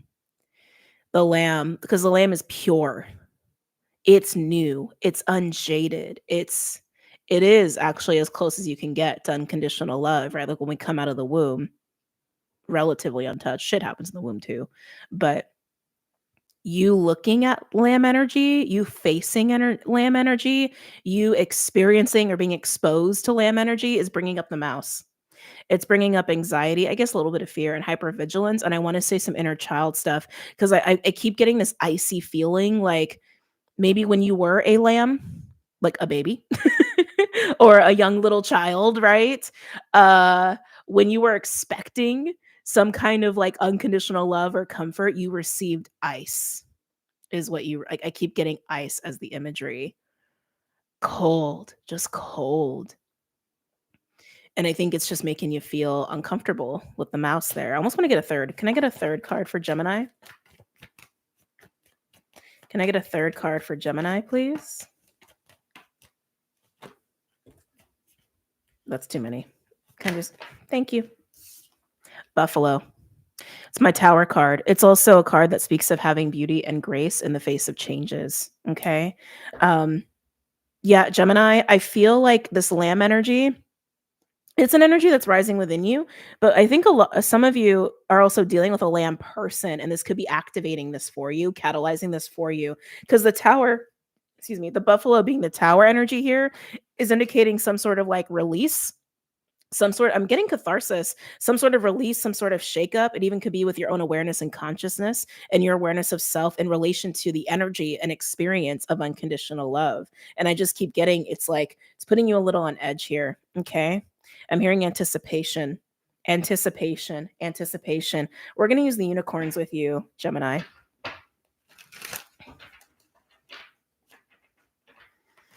Like this makes you uneasy. This makes you, actually, this kind of makes you scared. I want to say like it's almost making you anticipate the tower, like touching this kind of energy or being around someone like this or starting to feel this within yourself.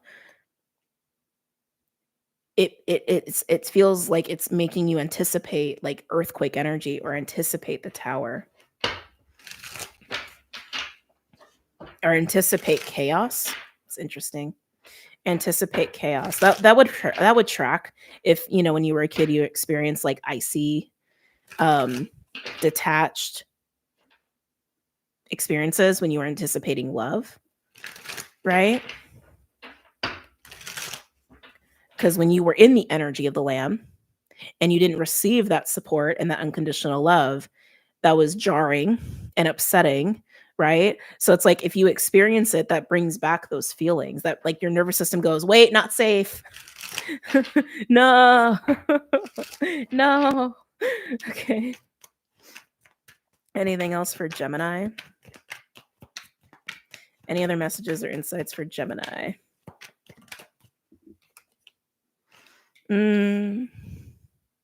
Knight of Cups. I did get Pisces with you. Pisces is Knight of Cups is the Pisces court card. This is an approach with vulnerability and open heart, very much like the Lamb. I'd actually say the Lamb is more Page of Cups, while the Knight has like some more years on it. But the Knight is vulnerable and compassionate and tenderhearted and considerate and unconditionally loving. Yeah. Okay. So there's that Lamb energy showing itself.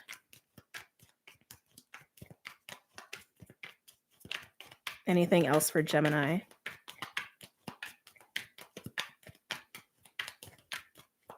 Yeah, this Lamb energy is very uncomfortable for you.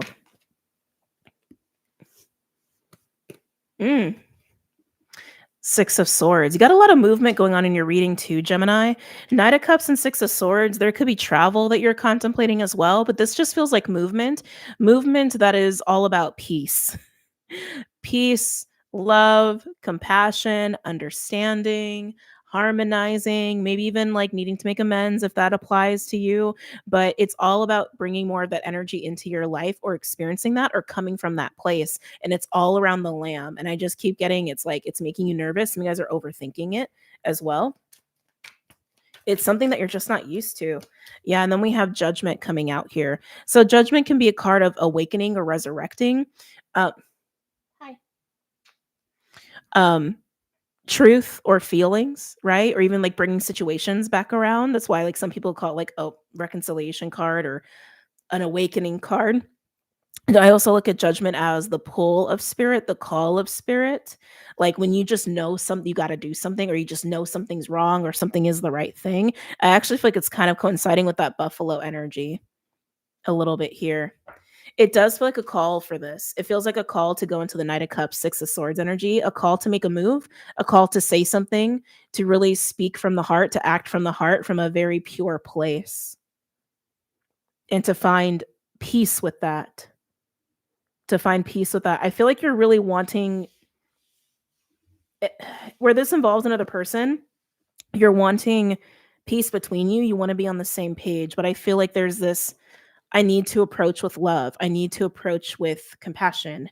I need to approach with understanding. I need to approach with calm. I need to approach with peace. You're very clear about that. This could be how someone's feeling about you, thinking about you. But something's being brought up again with Judgment. So I'm curious to look into that. Tell me about Judgment. What's being brought up with Judgment? Tell me about Judgment. What's being brought up with Judgment for Gemini?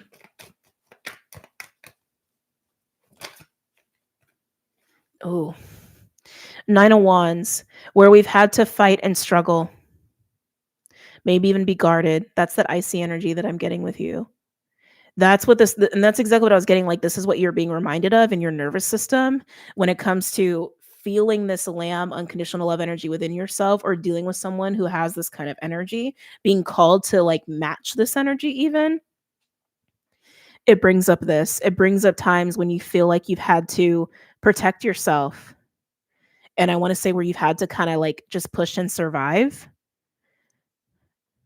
through people being icy with you, through people being detached, maybe even people being like aggressive even with you. There's a little bit of being beaten up a little bit here. Tell me more about Judgment and what's being awakened here. What's being brought back up with Judgment.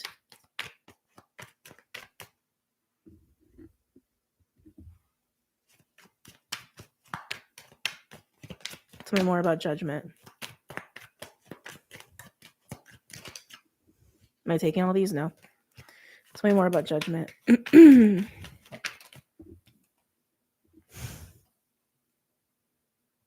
Justice. Seven of Swords at the bottom. What's underneath the Seven of Swords? Two of Swords. There's a Five of Swords energy there. That feels like all ego in the past and bullshit like that. Yeah. So Gemini, with Judgment, Nine of Wands, and Justice being here. How do I want to say this?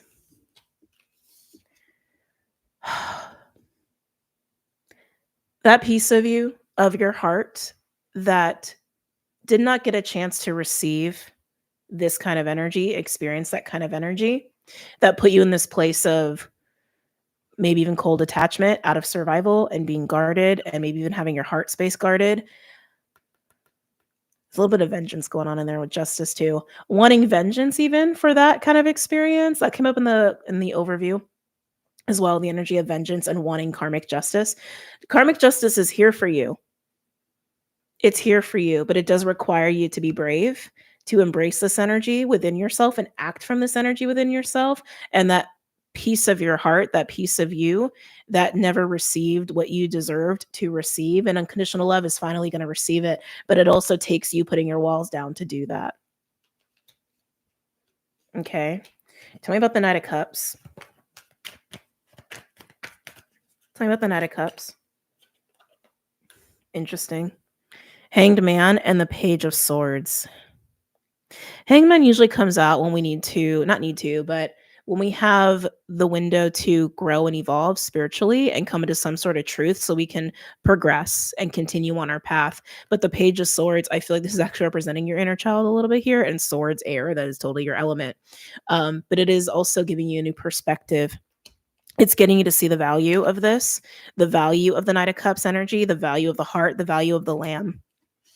Okay. I also want to say to not see it as weak, because that Nine of Wands energy, I feel like you've had to have some sort of strength that I want to say you shouldn't have been required to have, is what I want to say. And seeing that there's strength in the heart. Can I get a card for the Six of Swords, and then we're going to move on? Tell me about the Six of Swords for Gemini.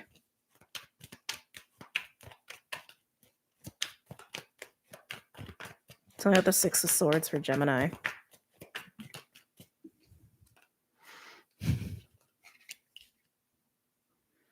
Oh, look at that.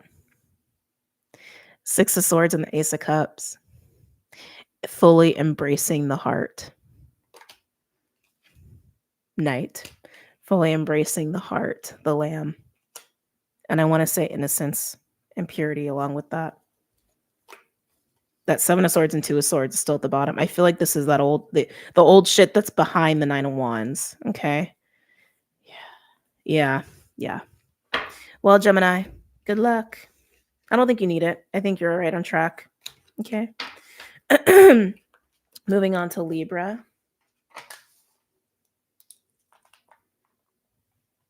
Better get a little faster with these readings. Okay. Libra. What's going on for my Libras? Any messages or insights for Libra? I'm hearing princess. Maybe you have a daughter. Maybe you have a granddaughter or a niece or something, and they like princesses. I don't know. I'm just getting like Disney princess vibes. Maybe that's also your thing. Maybe that was your thing when you were a kid. Maybe you're feeling very feminine right now, or in your feminine. I'm just getting very like princess. Disney princess. Okay. Maybe you're getting the princess treatment. Libra. Any messages or insights for Libra? You could be very excited for this love holiday that we got coming up here, for those who celebrate that. Libra. Excuse me. Sorry. I know, so many noises. Libra. Oh, I haven't seen this card come out in so long. Libra. Libra, are you getting busy? We got Snake and Otter. Love this for you. Otter is the card of partnership, monogamous relationships, unconditional love and receiving unconditional love, giving and receiving that. Snake is tapping into your untapped potential. It also speaks to Kundalini energy as well. So we have a little bit of sexual energy here, spiritual energy, a little bit of awakening energy, even just awareness of self deepening there. And we have love on the table with Otter. I like it a lot. Oh, we got dragon. And dragon, solar plexus, masculine energy, seeing through the veil of the ego. Ooh, and then we have dolphin, play, sexuality, sensuality, healing. Ooh, okay. Everyone needs to be a Libra this weekend. Or whenever this resonates for you. Libra, this just feels very juicy, and I'm very excited and very eager to see what's going on for you. Okay. It feels like reaching new levels of you, new levels of experience of love and sexual energy. Could even be deepening a relationship as well, deepening a connection. I see heart and passion and spirituality. So just saying. And you are Venus after all. Libra, any messages or insights for Libra? And again, this doesn't have to apply to this weekend, even if you're coming across this later, okay? Libra.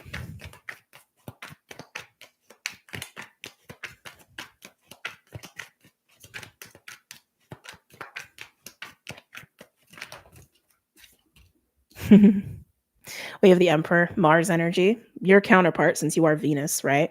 But Mars coming out is an empowered sense of self. It's the ability to have a strong sense of authority and confidence and take action and manage a lot of shit, right? You or somebody else. We have the Emperor here.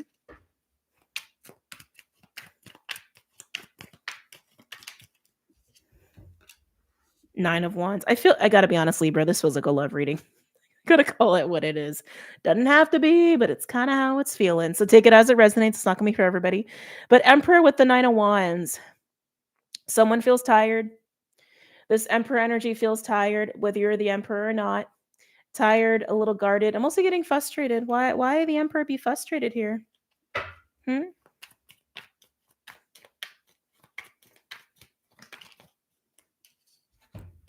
Oh. Four of Cups. Frustrated and needing a break. Libra, some of you took a break from an Emperor or need a break from an Emperor. Especially with that Nine of Wands and the Four of Cups. It just has this feeling of like all work and no play is kind of what I'm getting. And someone's in that vibe and you're like, I'm not feeling it. Some of you are in that vibe and you need a break. Okay. This Emperor needs a break. You need a break. Some of you need a break from this Emperor. All right. It's coming through very strong. Yeah, like the sparks, the fuel is like the tank's not full. Could even be the tank of passion is not full. Anything else for Libra? I want to say someone is overworked. That's what I keep getting. Like too much work, all work and no play. You're coming out here, Libra, with the Queen of Swords, with discernment. And you landed right on top of the Emperor. So that's where I'm going to leave you. You landed right on top of the Emperor. I do feel like you're looking at an Emperor and you're like, you need a break or they need a break. Both of y'all need a break. There's a need for some fun. I want to say to let off some steam even. Some of you are contemplating just like fully distancing so you could have more fun and enjoyment in your life. Maybe they take up a lot of space. Not in a bad way. It just kind of is what it is. And some of you are this Emperor energy and you're just realizing you're a little burnt out.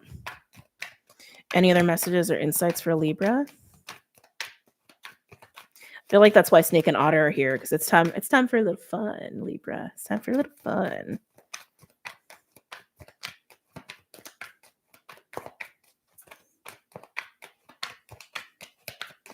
Any other messages or insights for Libra? Two of Pentacles. Let's go and take a peek at that. This can speak to balance and decision making, and it kind of feels like it's sitting outside of the Emperor, Nine of Wands, Queen of Swords vibe. So tell me about this Two of Pentacles for Libra. Why is the Two of Pentacles here for Libra?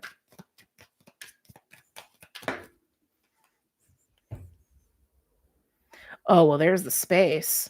Knight of Cups at the bottom.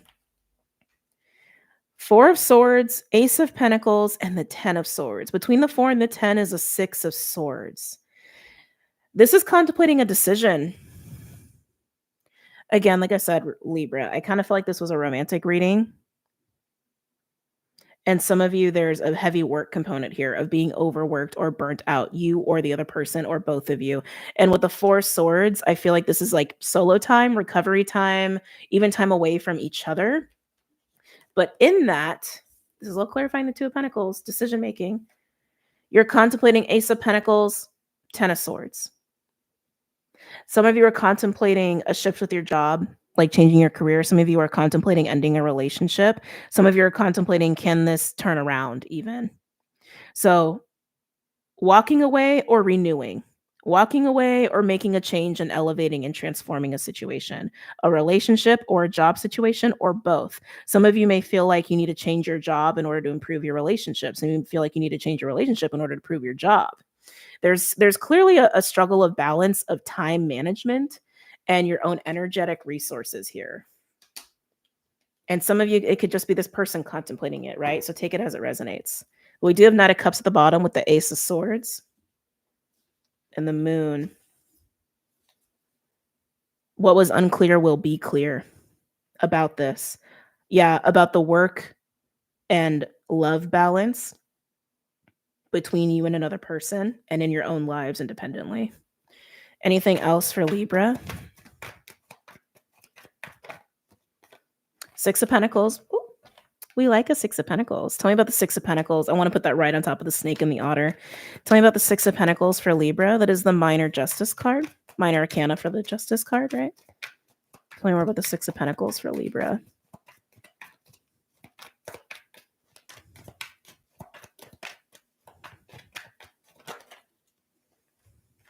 Let's see. The Fool and the 10 of Wands. Oh, God. Devil at the bottom and Hermit at the bottom. This just feels like it's unsustainable, Libra. What you got going on with somebody, and I want to say on top of that, what you both have going on individually. If you don't have a person, this is about your own work-life balance, okay? But yeah, that's what I'm getting. It's like the 6 of Pentacles is how you give and take, but the Fool and the 10 of Wands, it's like something has got to give. 10 of Wands is burdens, and Fool is running to release that burden. So as far as like how this is going to play out, that's a free will choice within yourself of your own work-life balance. And for those of you where you do have a relationship, how that affects your relationship, how much you can give or not give at work and in a relationship along with the other person. Jesus, not where I thought that was going. But the potential to change this, to get to a place that's more stable and more fun and more enjoyable for you and for all parties involved is very possible. It's just a matter of willingness. Okay. All right. Aquarius. Okay. Aqua. See what's going on for Aquarius here. Any messages or insights for Aquarius at this time?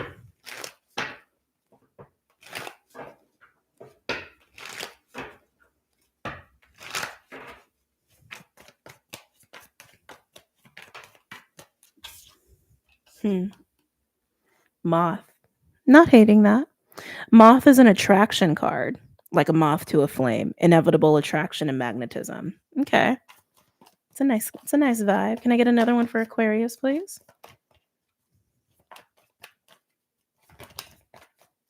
So you got 2 more. Ooh. Ooh. Ew. Mouse and shark. This is being worried about, well, bad people. About predators. Ugh. And moth. It's got this vibe, Aqua, like you are very magnetic right now, and like you could be really worried about what you're attracting to you and sussing that out. Okay. You could be so magnetic that people who care about you or maybe even like want you to themselves are worried about other people scooping you up. Could absolutely be a thing. Again, we are in the season of love, right? Very interesting. Let's do Rider Waite for you for Aquarius.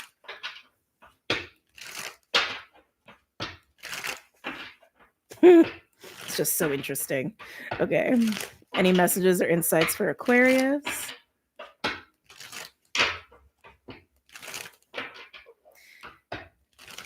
Some of you, this is even your friends. Like I can't lie. I was getting a little dose of jealousy. I was getting a little whiff of jealousy here. Whether it is like someone you're dating or someone you're in a relationship with or friends, like just jealous of your magnetism and maybe jealous of people who want your attention and your time. Yeah, oh, interesting. Queen of Wands at the bottom. Oh, I thought it was King of Wands underneath it, but Lovers. Queen of Wands in reverse can be a jealous energy, but Queen of Wands is also attractive and very magnetic, and people do kind of like flock to the Queen of Wands because of that magnetism and attraction, and people can get very jealous of a Queen of Wands energy too. So not surprised that's like showing itself here. Any other messages or insights for Aquarius? Interesting. We have Hermit, which is Virgo energy. Hermit always seeks truth in their own bubble, in their own space within themselves. Is this you? I think you've done your fair share of hermit time, but the hermit always follows the star, which is you. You are the star card, and that's what the hermit looks to. That's what the hermit is looking at. The star, Aquarius. Like I said, I think you've done your fair share of hermit time. I don't think you're the hermit though. I don't. I think they're okay. This just needs to be said. Aqua, I feel like you in this moment, some of you it's a pattern. Attract people who seek truth and authenticity, which is very Aquarius. But attract people who seek truth and maybe even sometimes can come off as like lost souls. Okay. It's just how it wants to be said. That also why maybe you are even personally aware that you can attract that, which is why you're potentially worried about it too.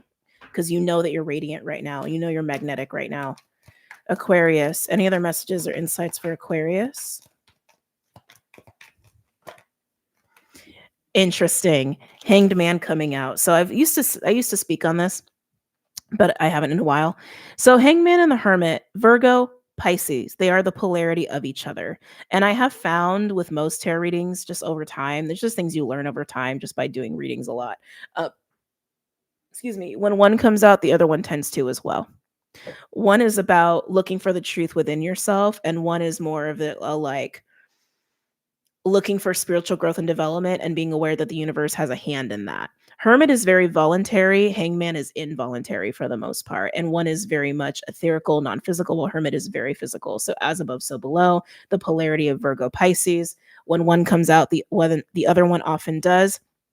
Both come with an acknowledgement or acquisition, an acquisition of truth, right? This is just voluntary. This is more involuntary. So you have Hermit and Hanged Man coming out here. Again, you could have been in this state or space with yourself, but I keep feeling like you're attracting this kind of energy or energies to you. People who seek light, you little moth to a flame, right? People who seek light, people who seek truth, people who maybe are a little bit lost in their own way. It's not a judgment. It's just what is coming through. Okay. So you could be dealing with somebody who has Virgo or Pisces, not necessarily. Anything else for Aquarius? Three of Wands, looking to the future, optimistic energy, anticipating what's ahead. I feel like this is you. I feel like you're minding your own business, as Aquas usually do. Well, not always. Anyway, here you are, minding your own business and optimistic about what's ahead, just doing your bright, shiny, look at all that yellow gold, mothy thing. Okay. Ooh, another three. Threes may be significant for you. Almost called you Virgo. Aquarius. Three of Wands and Three of Pentacles. Three of Pentacles are plans. You could actually, I feel like you're thinking a lot and reflecting. This is maybe even how you're manifesting. Vision boards, envisioning, certain things that you're wanting to bring to you, attract to you. You're in total magician mode here, Aquarius. Not to mention moth attracting. So you're in magician mode. You're attracting things to you, including your own seeds of thought, dreams, visions, etc. Whatever you want to manifest, you're bringing that to you. Okay. You're absolutely bringing that to you. You know what you're doing is what it feels like too. Some of you guys are trying to bring specific people to you. as well. Could even be friends that you're manifesting. Anything else for Aquarius? Knight of Pentacles. You have a lot of Virgo going on in this reading. I just want to point that out. Between the Hermit and the Knight of Pentacles and the Mouse, you could have something going on with Virgo. But Knight of Pentacles is reliable, trusting, ride or die. I will show up. I will be consistent. This is also an energy that you're trying to manifest, and I want to say even hold on to and keep yourself accountable to. Consistency and discipline. You're very self-focused. You are very self-focused right now, and I feel like you're manifesting and gearing up to build big things for yourself, long-lasting things for yourself, long-lasting investments. I just keep getting you're worried about the people you're attracting to you too. Anything else for Aquarius?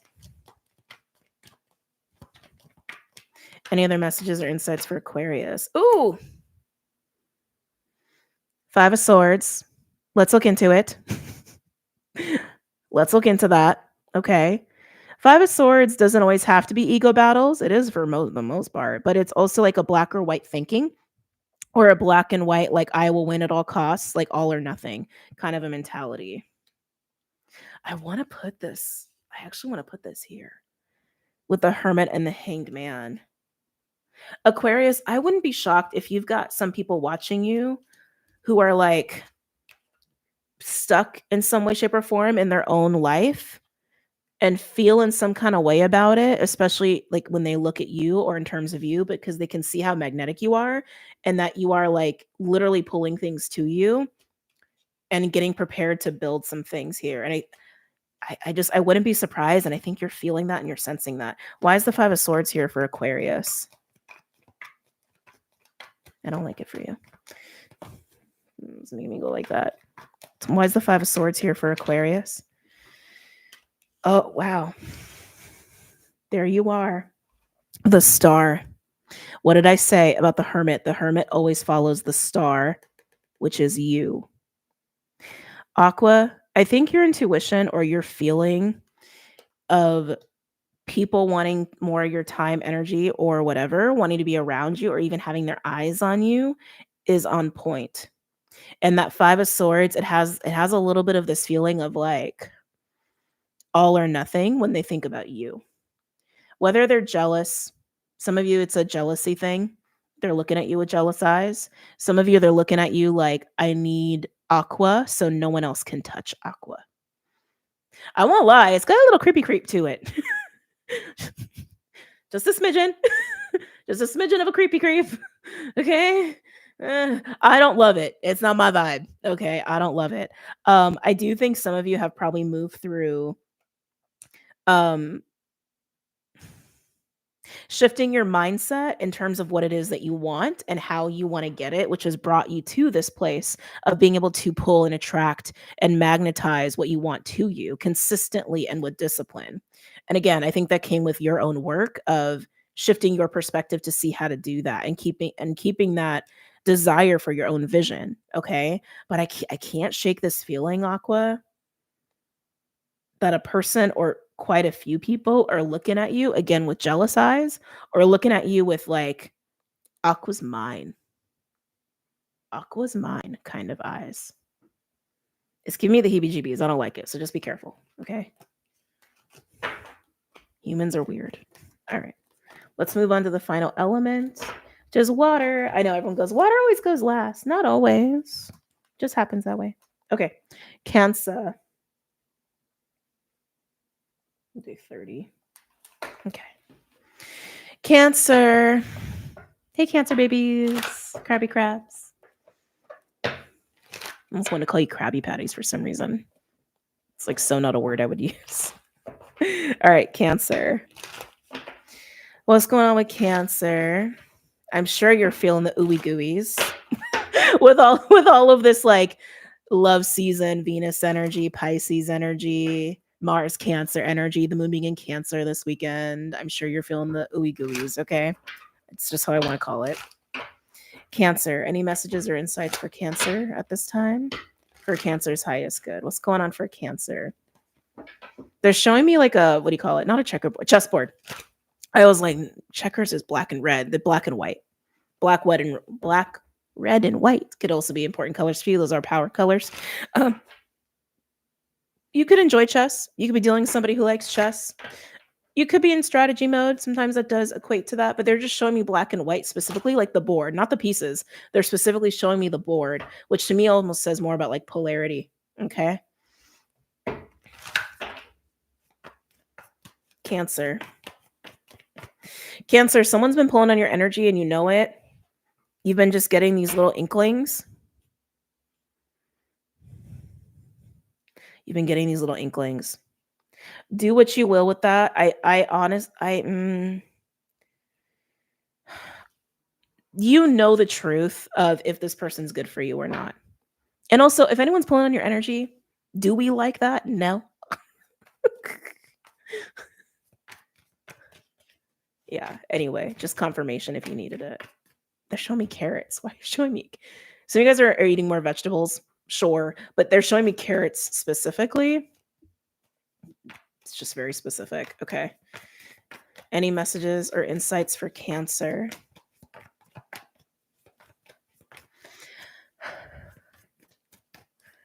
I can't get away from this feeling of like someone pulling on you, and I don't like it. Interesting. We have Cobra. Okay, so Cancer. Again, I don't know who this person is to you. Could be an ex, sure. Venus retrograde gearing up. Some exes could be like starting to come up in the purview, if you will, including Mercury retrograde. I even hate that this is coming up in your reading. I adamantly want to rebel against the message and not even talk about it. But the fact that Cobra came out, I'm like, damn it. Okay. Because Cobra is my Saturn card. Cobra is a teacher, mentor, mentee, learning lessons, the pressure of Saturn. That's how I see Cobra in this deck in particular. My guides just know how to communicate these messages to me. Whoever's pulling on you, there might be something left for you to learn. I'm not saying engage with this person. I am not saying that. I'm not saying you need to engage with them. I'm not saying you need to have a conversation with them. I'm not saying you need to open those doors, because whoever's pulling on you, it doesn't feel like someone you're actively talking to, which is why they're pulling on you, knowingly or unknowingly. Honestly, I think this person's a magician, whoever this is. Whether they know it or not, I think you would know that. This is the whoever needs to hear this, you just need to hear this. I don't even think this is the main message for the Cancers for this reading, so just bear with me for those where this doesn't apply to you. Okay. Sometimes there are things that are left undone, left unsaid, left unacknowledged, unlearned. We can deal with that within ourselves. Again, you don't have to engage, but there's something there about whoever this is for you. And honestly, probably also why they're even able to pull on you. Yeah, I want to say there's there's something true about that. This is also why they're even able to do this, because there is something left you haven't seen yet. And I want to say whatever this is, it's actually more about you or for you and not even really about them. It's something that came with that experience of them. Okay. Let's move on. I just don't like those vibes. I just don't like those vibes. Anything else for Cancer? I'm getting 6s and 5s, like 555, 666, 666, or oh my god, I can't talk. Different arrangements of those numbers, like 56, 65, etc. Anything else for Cancer?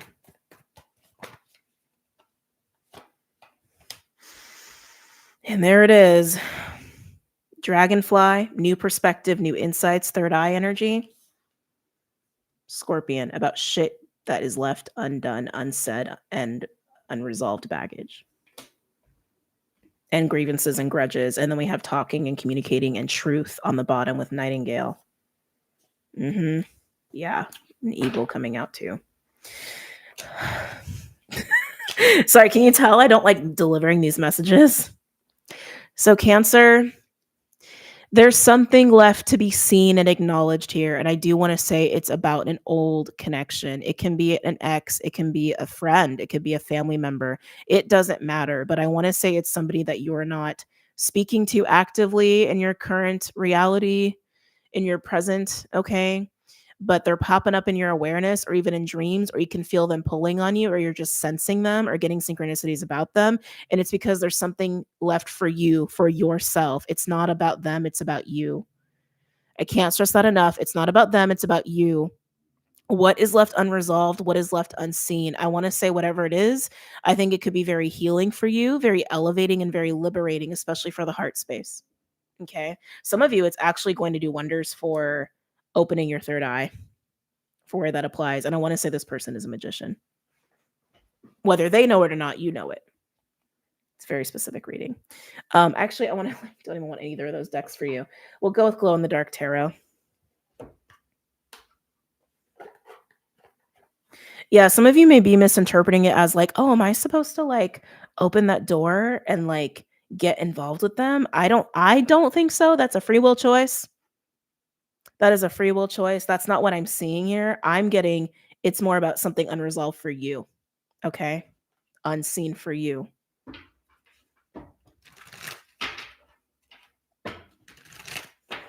We're doing glow in the dark. It's interesting too, because even the checkerboard, right? Like polarity, and I was like, no, this deck wants to work with you. Something about that.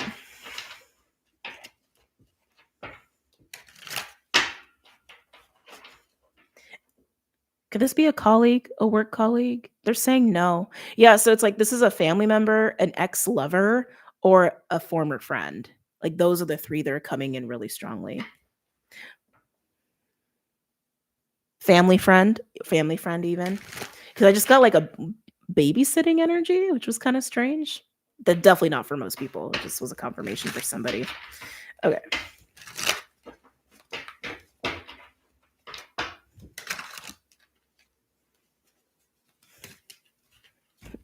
Cards all flipped over. One more. Okay. All right. Let's get into it, Cancer. Any messages or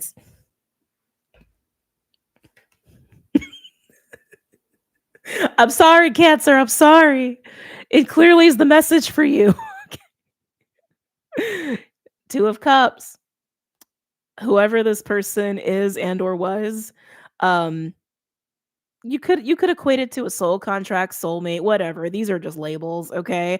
But it's definitely somebody where there was a very intimate or strong heart-to-heart connection. Family friend, or ex-lover, okay? God, this is so specific. If you're currently okay, so if this is like an ex, for example, and you're in a current relationship or you're dating somebody, I can't stress this enough. I don't think this is about like leaving your current situation for your old one. I really don't think so. I think it's just like needing to like pull some insight from that past experience, and it may actually improve your current relationship. Okay. Okay. Either way, your relationships are going to improve as a result of this. It's weird. It does. It feels like a little piece of like an unresolved part of a soul contract that was never like taken care of, was never checked off the list of you were supposed to learn this or grow or whatever. That's really how it feels. My God. Two of Cups and the Four of Swords. So reflecting on this relationship, this connection, but again, this can also pertain to dream time because Four of Swords is also equated with sleep and rest and gaining clarity and insight of the three, which is the sword of truth, which makes the fourth sword. So you could have some unresolved feelings about this person, family, friend, or lover, or otherwise. That again is just left unresolved, and this is just you gaining clarity about that. Okay, a little bit of healing as a result of that. Yeah. Insight, Queen. I don't even need the cards to deliver this message to you. Two of Cups, Four of Swords, and the Queen of Swords. Yes, this is you gaining clarity about this connection and recovering whatever peace, insight, truth about you, and maybe even about your relationship dynamics that you did not get to do when you were involved in it or when it was really active. I almost want to say the original moment that it was designed to happen for you.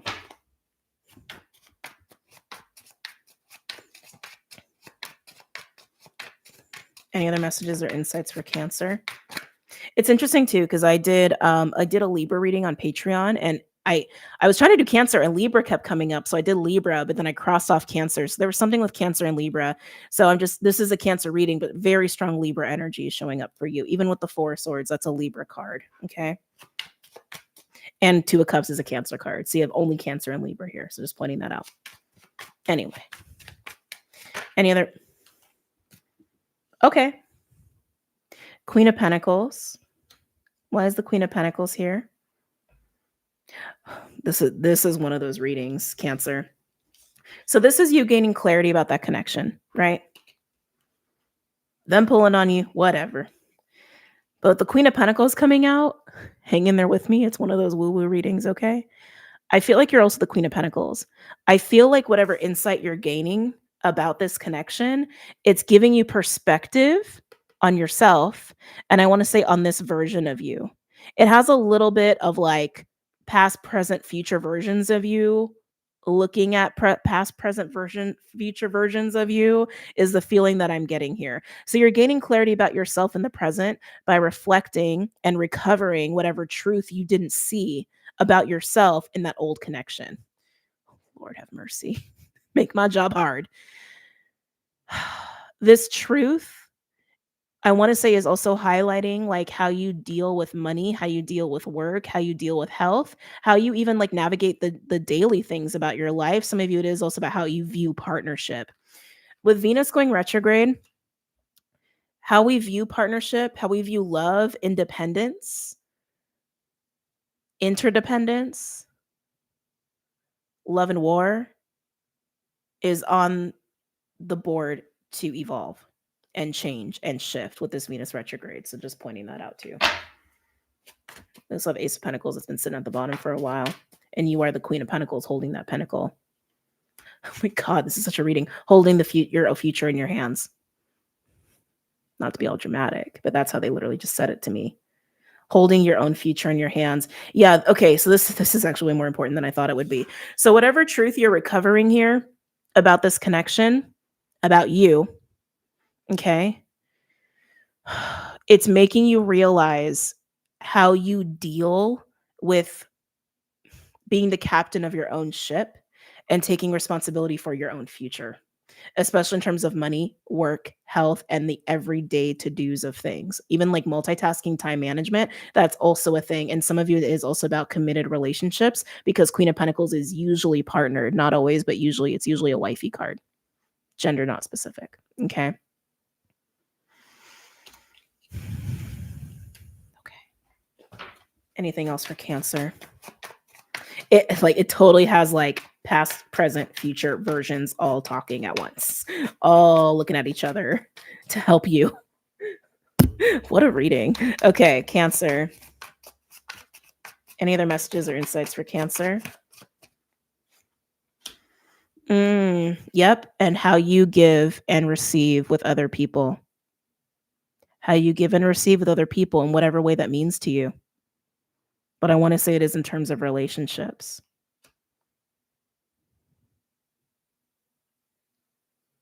I want to say this is going to help you with the fate of your relationships. Or no, I shouldn't say that. Like how your relationships will play out. It's in your hands, it's in your control how that will happen moving forward. How things like that will take place and unfold for you moving forward because you are recovering this piece of truth, whatever this truth is about yourself that you did not learn about yourself when you were designed to learn it through this connection, an ex, a friend, a family friend, or even a family member. Can I get a final card for Cancer? I can feel some of you guys wanting me to elaborate on what the truth is. And I was feeling that. And then I was like asking them all telepathically. That's between you and God or goddess or spirit, whatever word described to you. One more for Cancer, please. Wow.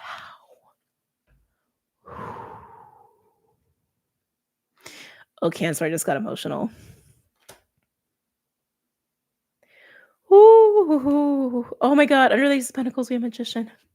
Yeah, this is totally in your hands. So again, you retrieving that truth, looking at yourself, talking to yourself between you and you. Queen of Pentacles, Six of Pentacles, and Justice. It's up to you. It's in your hands how relationships, partnerships of all kinds will unfold moving forward because now you have the truth. I want to say you have the key to making things like that work in a more natural way. it's not the right way to say it, they said. Whatever this truth is, it's the key for you, okay? It's the key for you to realize how much, yeah, I want to say control you have over the fate of your relationships and your own justice, giving justice to yourself. Thank you. The justice that you have been seeking in relationships, or even the justice you've been wanting and seeking for the unpleasant shit you've experienced in relationships, you hold the key to giving that to yourself. And it is by learning whatever this is about you from this previous connection.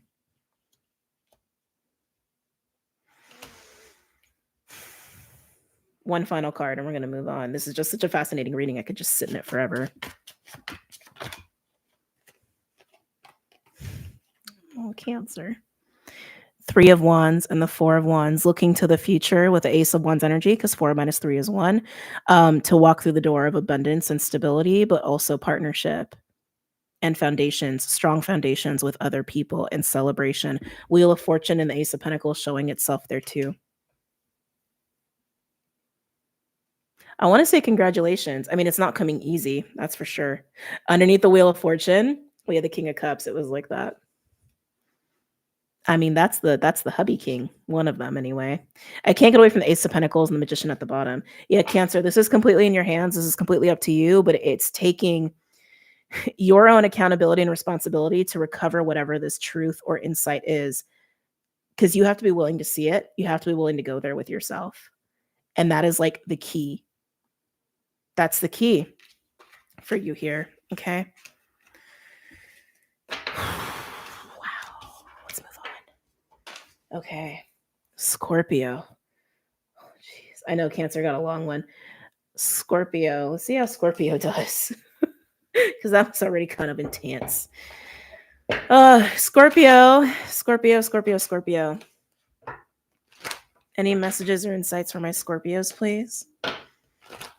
Blue is a big color for you. Blue is big for Gemini, but that is one of Gemini's colors. You're more like red and black and white and all of that. But yeah, they're actually showing me a blue rose. That's oddly specific. I'm sure those do not actually occur in nature. Pretty sure those are man-made, but it's just the symbol of a blue rose. Maybe someone's going to give you blue roses. Oh, there's something about that. There's something like hauntingly beautiful about that. It's very Scorpio. Any messages or insights for Scorpio, please? Yeah, blue roses. It's super specific. Blue roses. Are we overwhelmed? This is my empath overload card. Overstimulated. That's what this card is for me as a reader. Actually, it's like very specific in the deck that's exactly what that is. It is about being overly stimulated, but I'm also being drawn to the rainbow for you.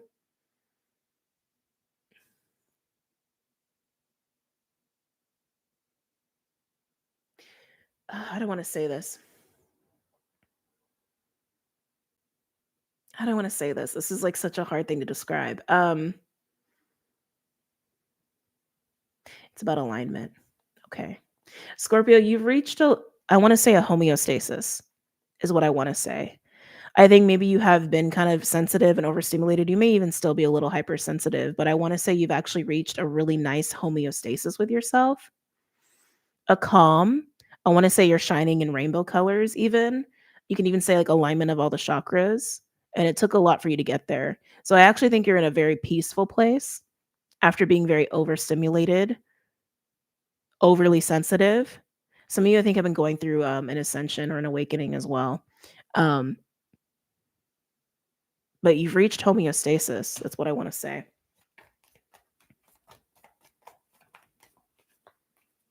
I feel like someone's been watching you. Not to sound creepy. I just realized how creepy that sounded. Let me rephrase that. I want to say this has been witnessed. Okay. Like by a friend or someone you live with or someone you work with. Like, I want to say this has been this like process for you of like overly sensitive, overstimulated. Maybe some guys are neurodivergent, or even going through an awakening or an ascension. I want to say it has been witnessed by people close to you or a person in particular. Okay. And then we have, Cosmic Egg that is reaching a peak of pinnacle growth and development, or at the end of a cycle. It is kind of like the world card a little bit in that way. Crown chakra. with the golden egg, heart chakra, and buffalo. I forgot who else had buffalo. Maybe it was Gemini. It might have been Gemini. Anyway, with buffalo, which is kind of like a tower card. It's a card of change, but having grace and calm and presence and all of that in the face of big changes here. So yeah, Scorpio, you've been going through some shit. Okay. You've been going through some shit. You've been going through some sort of development, and I want to say alignment. Okay. A lot has been going on with your heart space. A lot's been going on with your crown, maybe very exclusively the upper chakras. But I want to say rainbow. Like you've acquired all your rainbow colors. Like you've acquired them. You've like gotten all the Pokemon, so to speak, right? That's how it feels. You've just been in a process, man. You've been in a process, is what I'm saying. You've been in a process. And I want to say, while you have felt maybe even alone in it, you haven't gone unnoticed. Okay. You have not gone unnoticed in your process here. Hold on. There's something wrong with the buffalo. What is this with the buffalo energy? A change of heart. Something's happened with your heart space. Like your feelings about certain things have changed. Your beliefs have shifted. Thank you. Yeah, that's exactly what it is. Your beliefs have shifted, and some of your feelings about um certain desires you've had, certain hopes and wishes you've had, maybe even certain relationships you've had, your feelings, but all of that has also shifted a bit. Okay, interesting. Let's go ahead and pull. Let's do unicorns for you. Okay.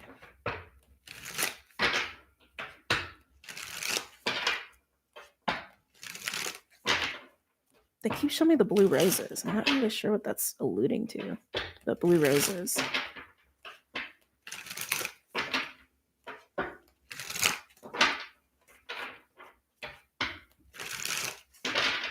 You don't say this is not a judgment on you, Scorpio. You've been overwhelming some people or a certain person. Maybe this is the people and or person who's been watching you in your process. I feel a little bit of overwhelm, which again, lizard can represent that. And I think you've been through that, but I'm also getting that like around you, almost like you like walk into a room and someone's like it's a lot for them. I'm not saying that you're a lot. It's like I think just being exposed to your process has been a lot.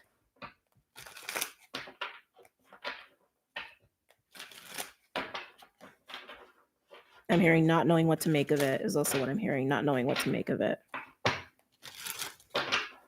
Any other messages or insights for Scorpio?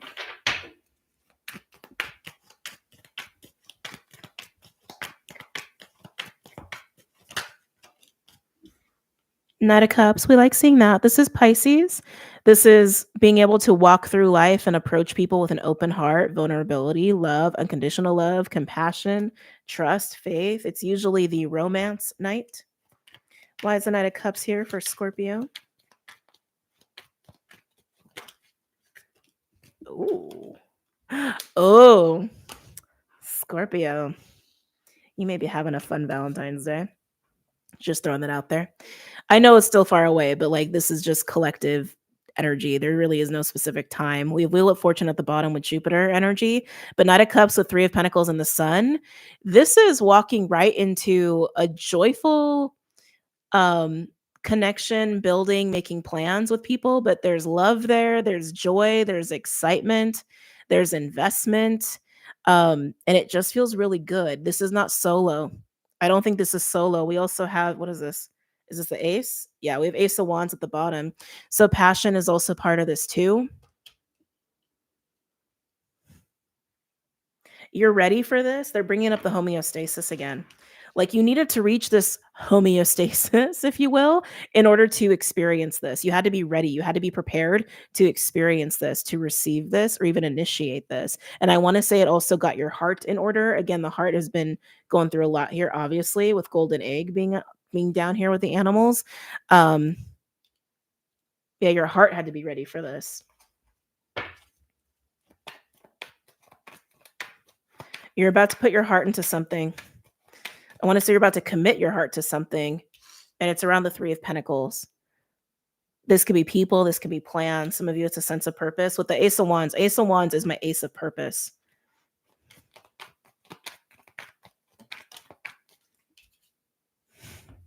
And you feel called to do it. Oh, Scorpio, I'm excited for you. I'm excited.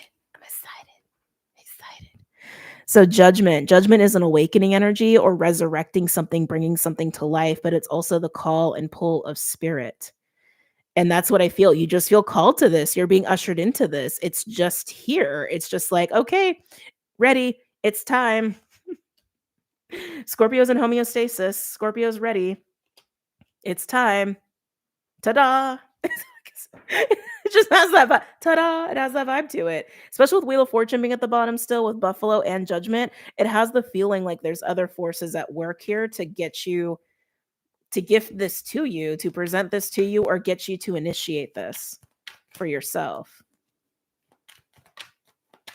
Any other messages or insights for, I'm literally hearing ta-da.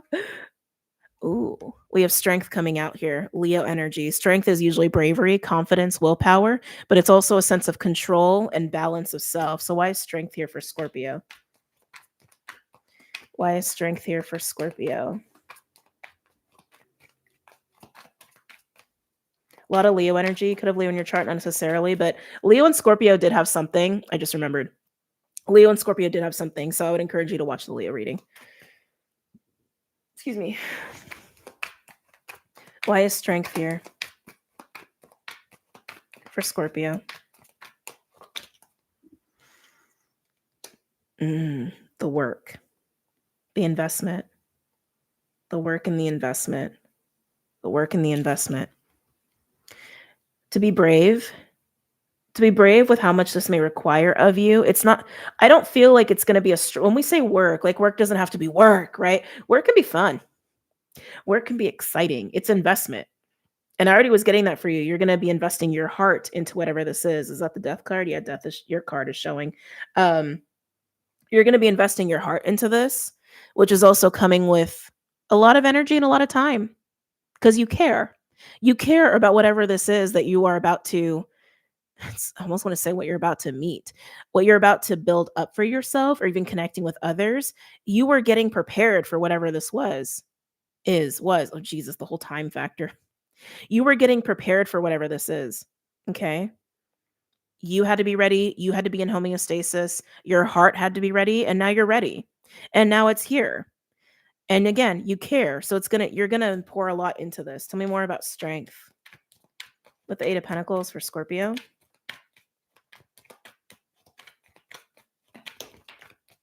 Yeah. Look at that. 6 of Wands. Recognition and being witnessed. I keep getting this witness energy with you and victory as well. Yeah, I like Scorpio.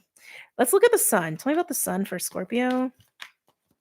Again, this is attached to the Knight of Cups and the 3 of Pentacles and Judgment. Oh.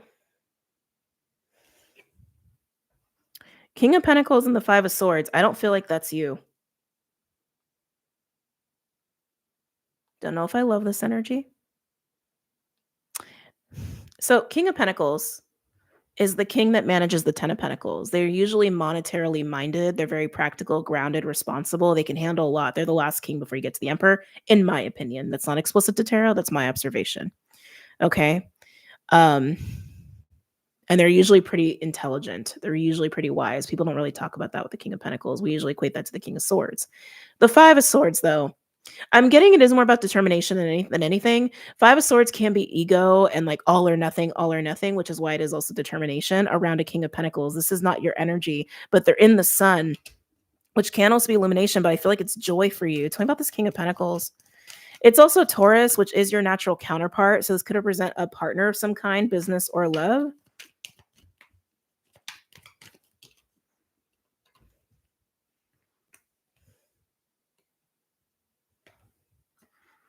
This is a weird energy, Scorpio. We have 7 of Cups, 6 of Cups, and 6 of Pentacles. The possibilities. Thank you. There's an Ace of Cups here, which again, heart and soul. The 7 of Cups, though, the 7 of Cups can be daydreamy and fantasy, especially alongside the 6. Whoever this King of Pentacles is, I feel like you are exchanging energy with them. I think they want to exchange energy with you. I'm just not loving the 5 of Swords. And there is something about it that feels like daydreamy. Just be careful of fantasy. I think you're discerning enough to know the difference, right? Tell me about the 5 of Swords. Why is the 5 of Swords attached to the King of Pentacles? Is it really just a Determination. Is it really just that? Tell me about the Five of Swords attached to this King of Pentacles.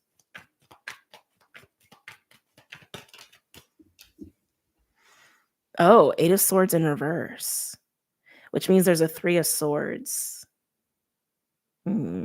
Scorpio, careful of this person. I don't like it. I mean, to be honest, it looks like you're walking right towards them. It does. Or you are doing something with them. You're investing in them. And I think, yeah, they are. They're investing in you too. What they have around them is Five of Swords and Eight of Swords in reverse. The Eight of Swords in reverse is good, but that Three of Swords energy with the Five, I mean, that to me just says like, I'm in pain and I act out of pain. But the Eight of Swords in reverse tells me that they're seeing this, like something about this is revealed, is like made aware to you and to they said everyone involved, to everyone involved. Yeah. So just be mindful, Scorpio. I mean, if it's being revealed, it's being revealed, and that could be a really beautiful thing, right? That could be very healing. And with the Six of Cups and the Six of Pentacles surrounding this energy as well, you have either a history with them, or if they're relatively new in your reality, you have a very strong soul connection to them. And there is give and take here. The Seven is also what I'm a little worried about, just because Seven of Cups can be fantasy, but it's also about potential and possibilities. And with the Seven and the Six, again, Ace of Cups is there. So there's love there. There's affection there. There's desire to invest. I just don't love the swords. Can I get one more on this King of Pentacles, please? Can I get one more around this King of Pentacles for Scorpio?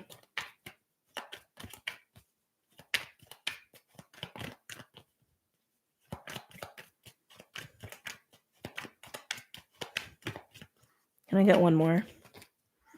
Yeah, see, I don't love... Oh... I don't love it. I mean, nothing's perfect, but I don't love it. Around this King of Pentacles, we also have the Four of Pentacles and the Ace of Cups.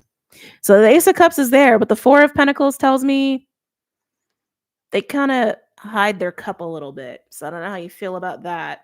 And then we have Magician and the Seven of Pentacles. So this person is not afraid of exerting energy. They're not afraid of working. They're not afraid of investing. I would say if this is a business relationship, this is probably a good deal. There's actually probably really good investment if this is a business relationship, because they're not going to let personal shit get in the way. It will be business. It'll be very business, right? But if this is a romantic relationship, I don't know. They got a lot of their eyes on pentacles and swords, and the cups, they don't deal well with cups. That's what it is. This King of Pentacles doesn't deal well in cups. They deal in pentacles and swords. They don't deal well in cups. So if this is business, spot on, great. If it's love, meh. Oh, Scorpio. I think twice about that. Just saying. Okay. But hey, to each their own. No one's perfect. All right. All right. Let's see. Pisces, last but not least. I thought doing this pre-recorded would like make the video shorter. It did, but not by much. All right. Pisces. Any messages or insights for Pisces? What's going on for Pisces?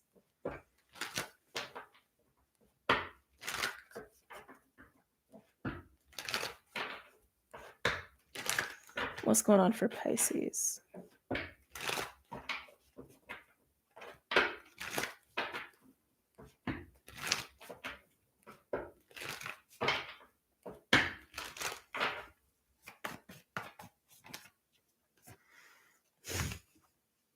Well, that's kind of nice. We have Deer. This is the divine feminine principle in this deck. This is the mother. This is love. This is compassion. This is grace. This is understanding. This is a really nice energy, Pisces, to have. And I think you're the only person to get it today. Ooh, and you have Otter on the bottom. Who had Otter? I think it was Libra. I think Libra had Otter. Pisces. Any other messages or insights for Pisces? We got two. Interesting. Firefly, beautiful, but then we have octopus. I'm like, well, like we needed a fly in the ointment, I guess. Firefly is catalytic, inspired, energy, right? In the deck, it actually describes the firefly as like use it, utilize it because it doesn't last forever. And then we have octopus. Oh, Pisces, is a fling fizzling out? Is that what's happening here? Octopus is like devil energy, it's restriction. Excuse me. Don't know why I did that. Anyway, Pisces. With deer and firefly, that feels like you and all of your just like good vibes, taking like the flow when it comes, hence the firefly energy. When a spark hits, it hits and it feels amazing. And you run with it. Hold on.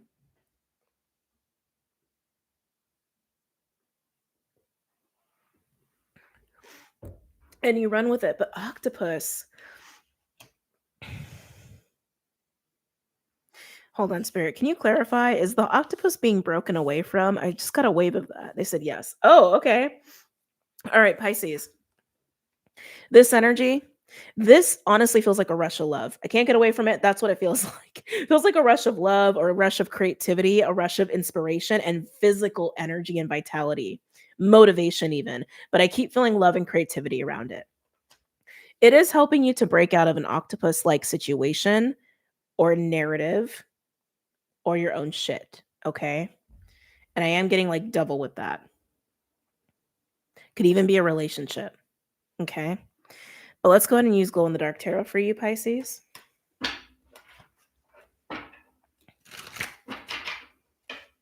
No.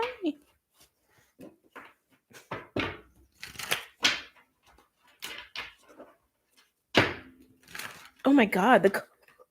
The cards are like spitting at me everywhere. Okay.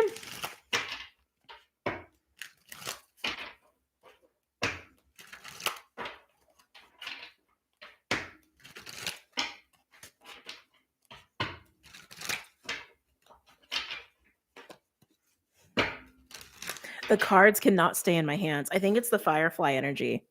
This burst or rush of love or inspiration or creativity.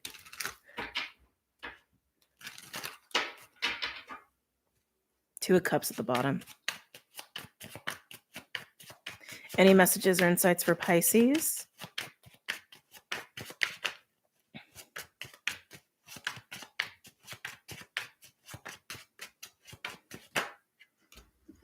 Ooh. Two of Cups still at the bottom. Queen of Cups. Wow.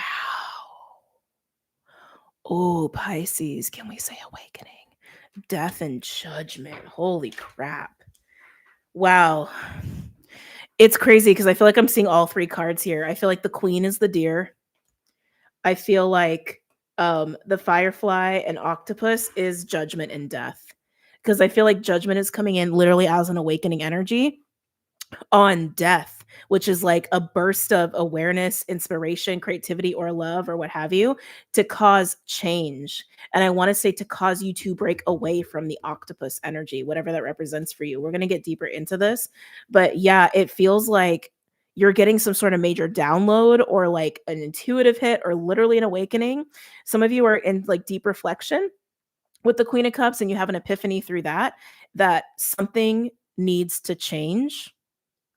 Some of you are just seeing the truth of a situation and it completely changes how you're going to move about it or how you're going to deal with it. How you have been dealing with it is also what I just heard. Wow. Two of Cups still at the bottom. Twos may be significant for you. Tell me about the Queen of Cups. Can I get actually, yeah, let's just do it that way. Tell me about the Queen of Cups for Pisces. You have a lot of water in your reading. Queen of Cups is Cancer. Death is Scorpio. Judgment is Pluto and fire. Tell me about the Queen of Cups for Pisces. Jesus, hold on. This guy's been everywhere today. I think even lately in the readings. King of Pentacles. So you could be reflecting on how I think this is about a relationship, Pisces. It's relationship season. What do you want? What do you want me to say? Venus sextile Pluto all weekend too. I'm just saying. Anyway, yeah, Queen of Cups with the King of Pentacles. I feel like you're reflecting on someone in your life. A masculine energy is somebody who's probably very practical. very work oriented or very money oriented? I want to say someone who likes to provide, though, regardless of gender. Tell me more about the Queen of Cups for Pisces.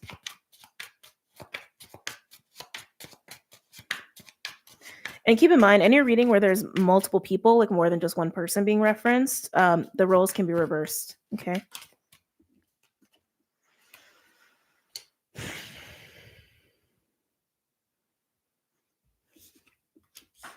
Pisces. Queen of Cups, King of Pentacles, and the Hierophant in reverse. Hierophant in reverse is like bad counsel or bad contracts or bad agreement. You could be realizing that somebody is also just not ethical, that somebody is not like, yeah, they don't have ethics, they don't have morals, or not good ones anyway, or at least ones that don't match to you, and definitely ones that don't really align to spirit. Could you be reflecting on yourself? Sure, but I feel like you're reflecting on someone you know. Can I get another card for the Queen of Cups for Pisces?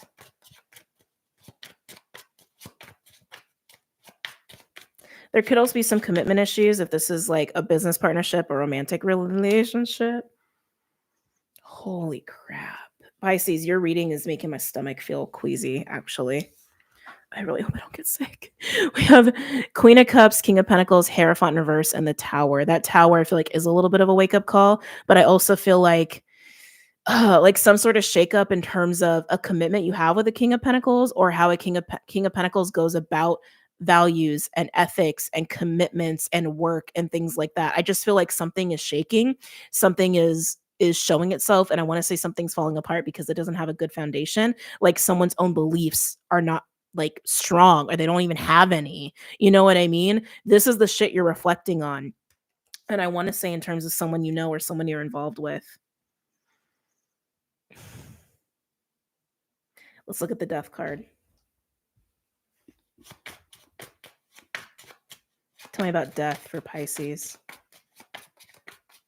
Some of you could, okay. While I feel like you're reflecting on someone outside of you, you could be reflecting on the things you are committed to, the people you're committed to, and realizing like what you don't want to be committed to, or what doesn't have a good standing, or what even is lacking alignment to your own values.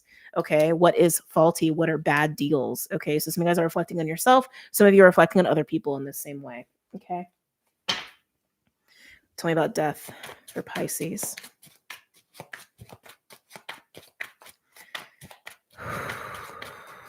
So much going on in the solar with you. Tell me about death for Pisces. Ego death definitely comes to mind with the Five of Swords and death, right? So what's changing here is you or your connection to anybody or anything that is associated with black and white thinking, ego battles, ego conflicts, bad deals, bad counsel, people with no compasses, no morals, greedy people even. You could also be reflecting on people you know, or a person you know who's going through some major shit because they're like this. But no more. No more. Tell me about death for Pisces.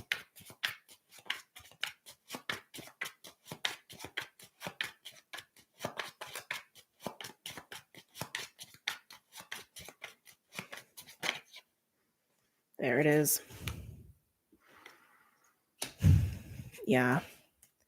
Five of Swords, Two of Cups. Look at the cards that are poking out. We have Ten of Swords, Knight of Swords, and Ace of Cups poking out.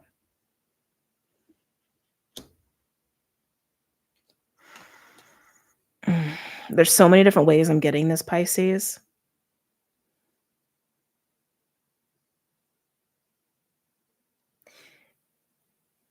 If you've had like an all or nothing, black and white way of looking at relationships, work, money, even spirituality, that's changing. If you've been dealing with anybody who has that way of thinking or acting towards you, where there's ego and there's also mind games, or again, there's also like a lack of a moral compass, that's changing. With the Ace of Cups, the Knight of Swords, and the Ten of Pentacles, there's also communication about this, about the future, what's important in the future, what matters to you. And for some other people maybe approaching you with that same conversation. There's a lot of big things on the board here, Pisces, because it's like I'm getting career, I'm getting belief systems and moral compasses, and I'm getting relationships and long-term future and commitments. Big shit. So take this as it resonates for you. Tell me more about the Death card. Oh, that's a lot. No, I'm not taking all that. Can I get one card, please, Spirit? Thank you. And the Queen of Pentacles. We now have a true pair on the table. Clarifying Death, 5 of Swords, 2 of Cups, and the Queen of Pentacles. With the Queen of Cups, we have King of Pentacles, Hierophant in reverse, and the Tower. The fact that we have King of Pentacles, Hierophant in reverse, and Queen of Pentacles, there could absolutely be a business deal or a marriage or some sort of relationship or commitment that is going through a major wake-up call. Wake-up call, shake-up, because the foundation isn't there, or there's been a lack of follow-through, or not honoring, not following the rules or the ethics or values of what it is to have this commitment, or whatever's gone on between these two people, business or love or otherwise. Okay. I'm also getting too, for some of you, like if you're looking at someone and they like are all these things, I feel like they may be going through an awakening of this too, because I keep getting the 5 of Swords is going away. That's what keeps coming through very strongly. The 5 of Swords is going away. The 5 of Swords didn't want to show itself. The 5 of Swords is going away. The 5 of Swords is going away. The 5 of Swords is going away. Whether it's your own 5 of Swords energy or someone you know or someone you've been dealing with. And it totally is that black and white, all or nothing, ego stuff around a connection, a relationship. The 5 of Swords is going away. Whether you're walking away from somebody, or it's just falling apart between you and another person, or you're watching somebody go through a breakdown of a relationship, business or otherwise, the 5 of Swords is going away. I feel like someone's getting a huge ego death wake-up call. Huge.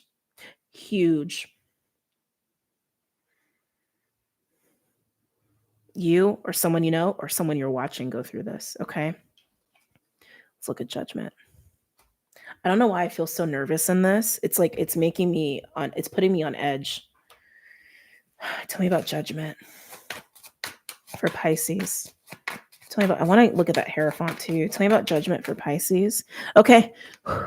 Chariot. All of a sudden that made me feel so much better, like a relief. Ooh, like relief, like a weight being dropped. The Chariot. Some of you guys are getting a new car.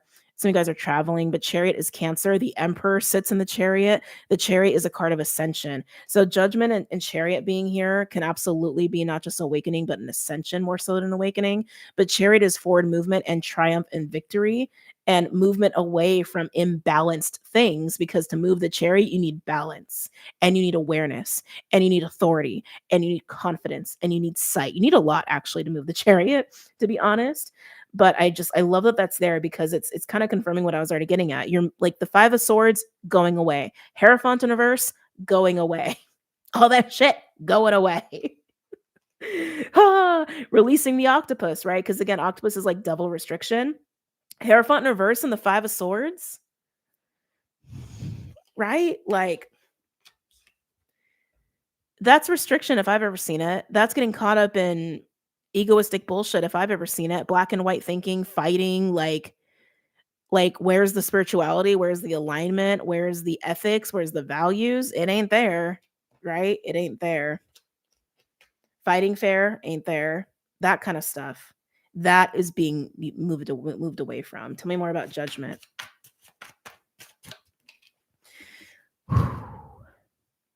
Three of Swords. Yeah, moving away from the bullshit. That's for damn sure. Leaving the leaving the 3 of Swords in your rear view mirror. Yeah, if you've been caught up in a situation like this, where I want to say there has been, again, a lack of ethics, values, a lack of a moral compass, black and white thinking, maybe even abrasive communication, maybe even like some power dynamics and control shit going on, you're seeing it for what it is and you're getting the hell out of Dodge. Others of you, you're watching somebody go through this awakening about their own behavior. Okay. Can I get another card for Judgment? Could you be going through an awakening about your own behavior? Absolutely. I don't think most of you that would apply. Can I get another card for Judgment?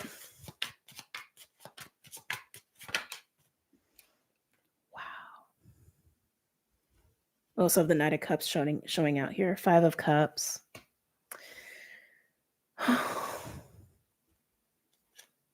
Knight of Cups, Knight of Wands, Ace of Swords. Yeah, getting the hell out of Dodge.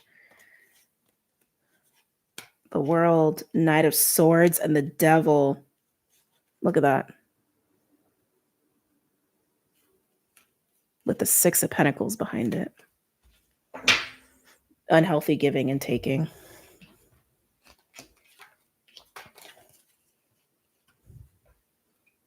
Judgment, Chariot, 3 of Swords, and the 5 of Cups. So yes, leaving these kinds of situations that honestly just cause you pain. Okay? Just cause you pain.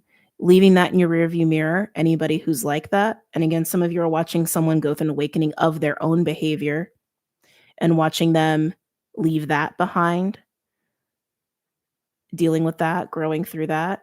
Some of you are coming to the realization about your own behavior as well, if that applies to you. But this is, no matter which way you cut it, it's leaving this bullshit in the rearview mirror. And it is bullshit. Trust, it is bullshit. Okay?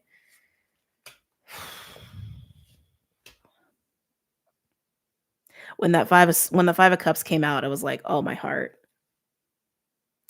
I'm going to get a card for the Hierophant reverse. I'm just curious, and then we're going to wrap this up. Can I get a card for the Hierophant reverse for Pisces? The Fool. No shock there. One more for the Hierophant reverse. Wow. Leaving behind anyone who doesn't have a moral compass, who's emotionally absent or even manipulative, controlling, etc., or watching someone leave behind that way of being, or even you doing that for yourself. You're coming up as a Queen of Cups here too. Queen of Cups, Fool, and the King of Cups in reverse with the Hierophant in reverse. That also is screaming like commitment issues, or like, again, not honoring commitments. We still have the Knight of Swords and the Devil. I don't like that. I do not like. I don't like it. I don't like it. Yeah, Pisces. This is needed. This is very needed. Okay. All right. I'm gonna go. I love you guys. Thanks for hanging out with me, and I hope you have an amazing weekend, an amazing Friday. So again, aloha and take care.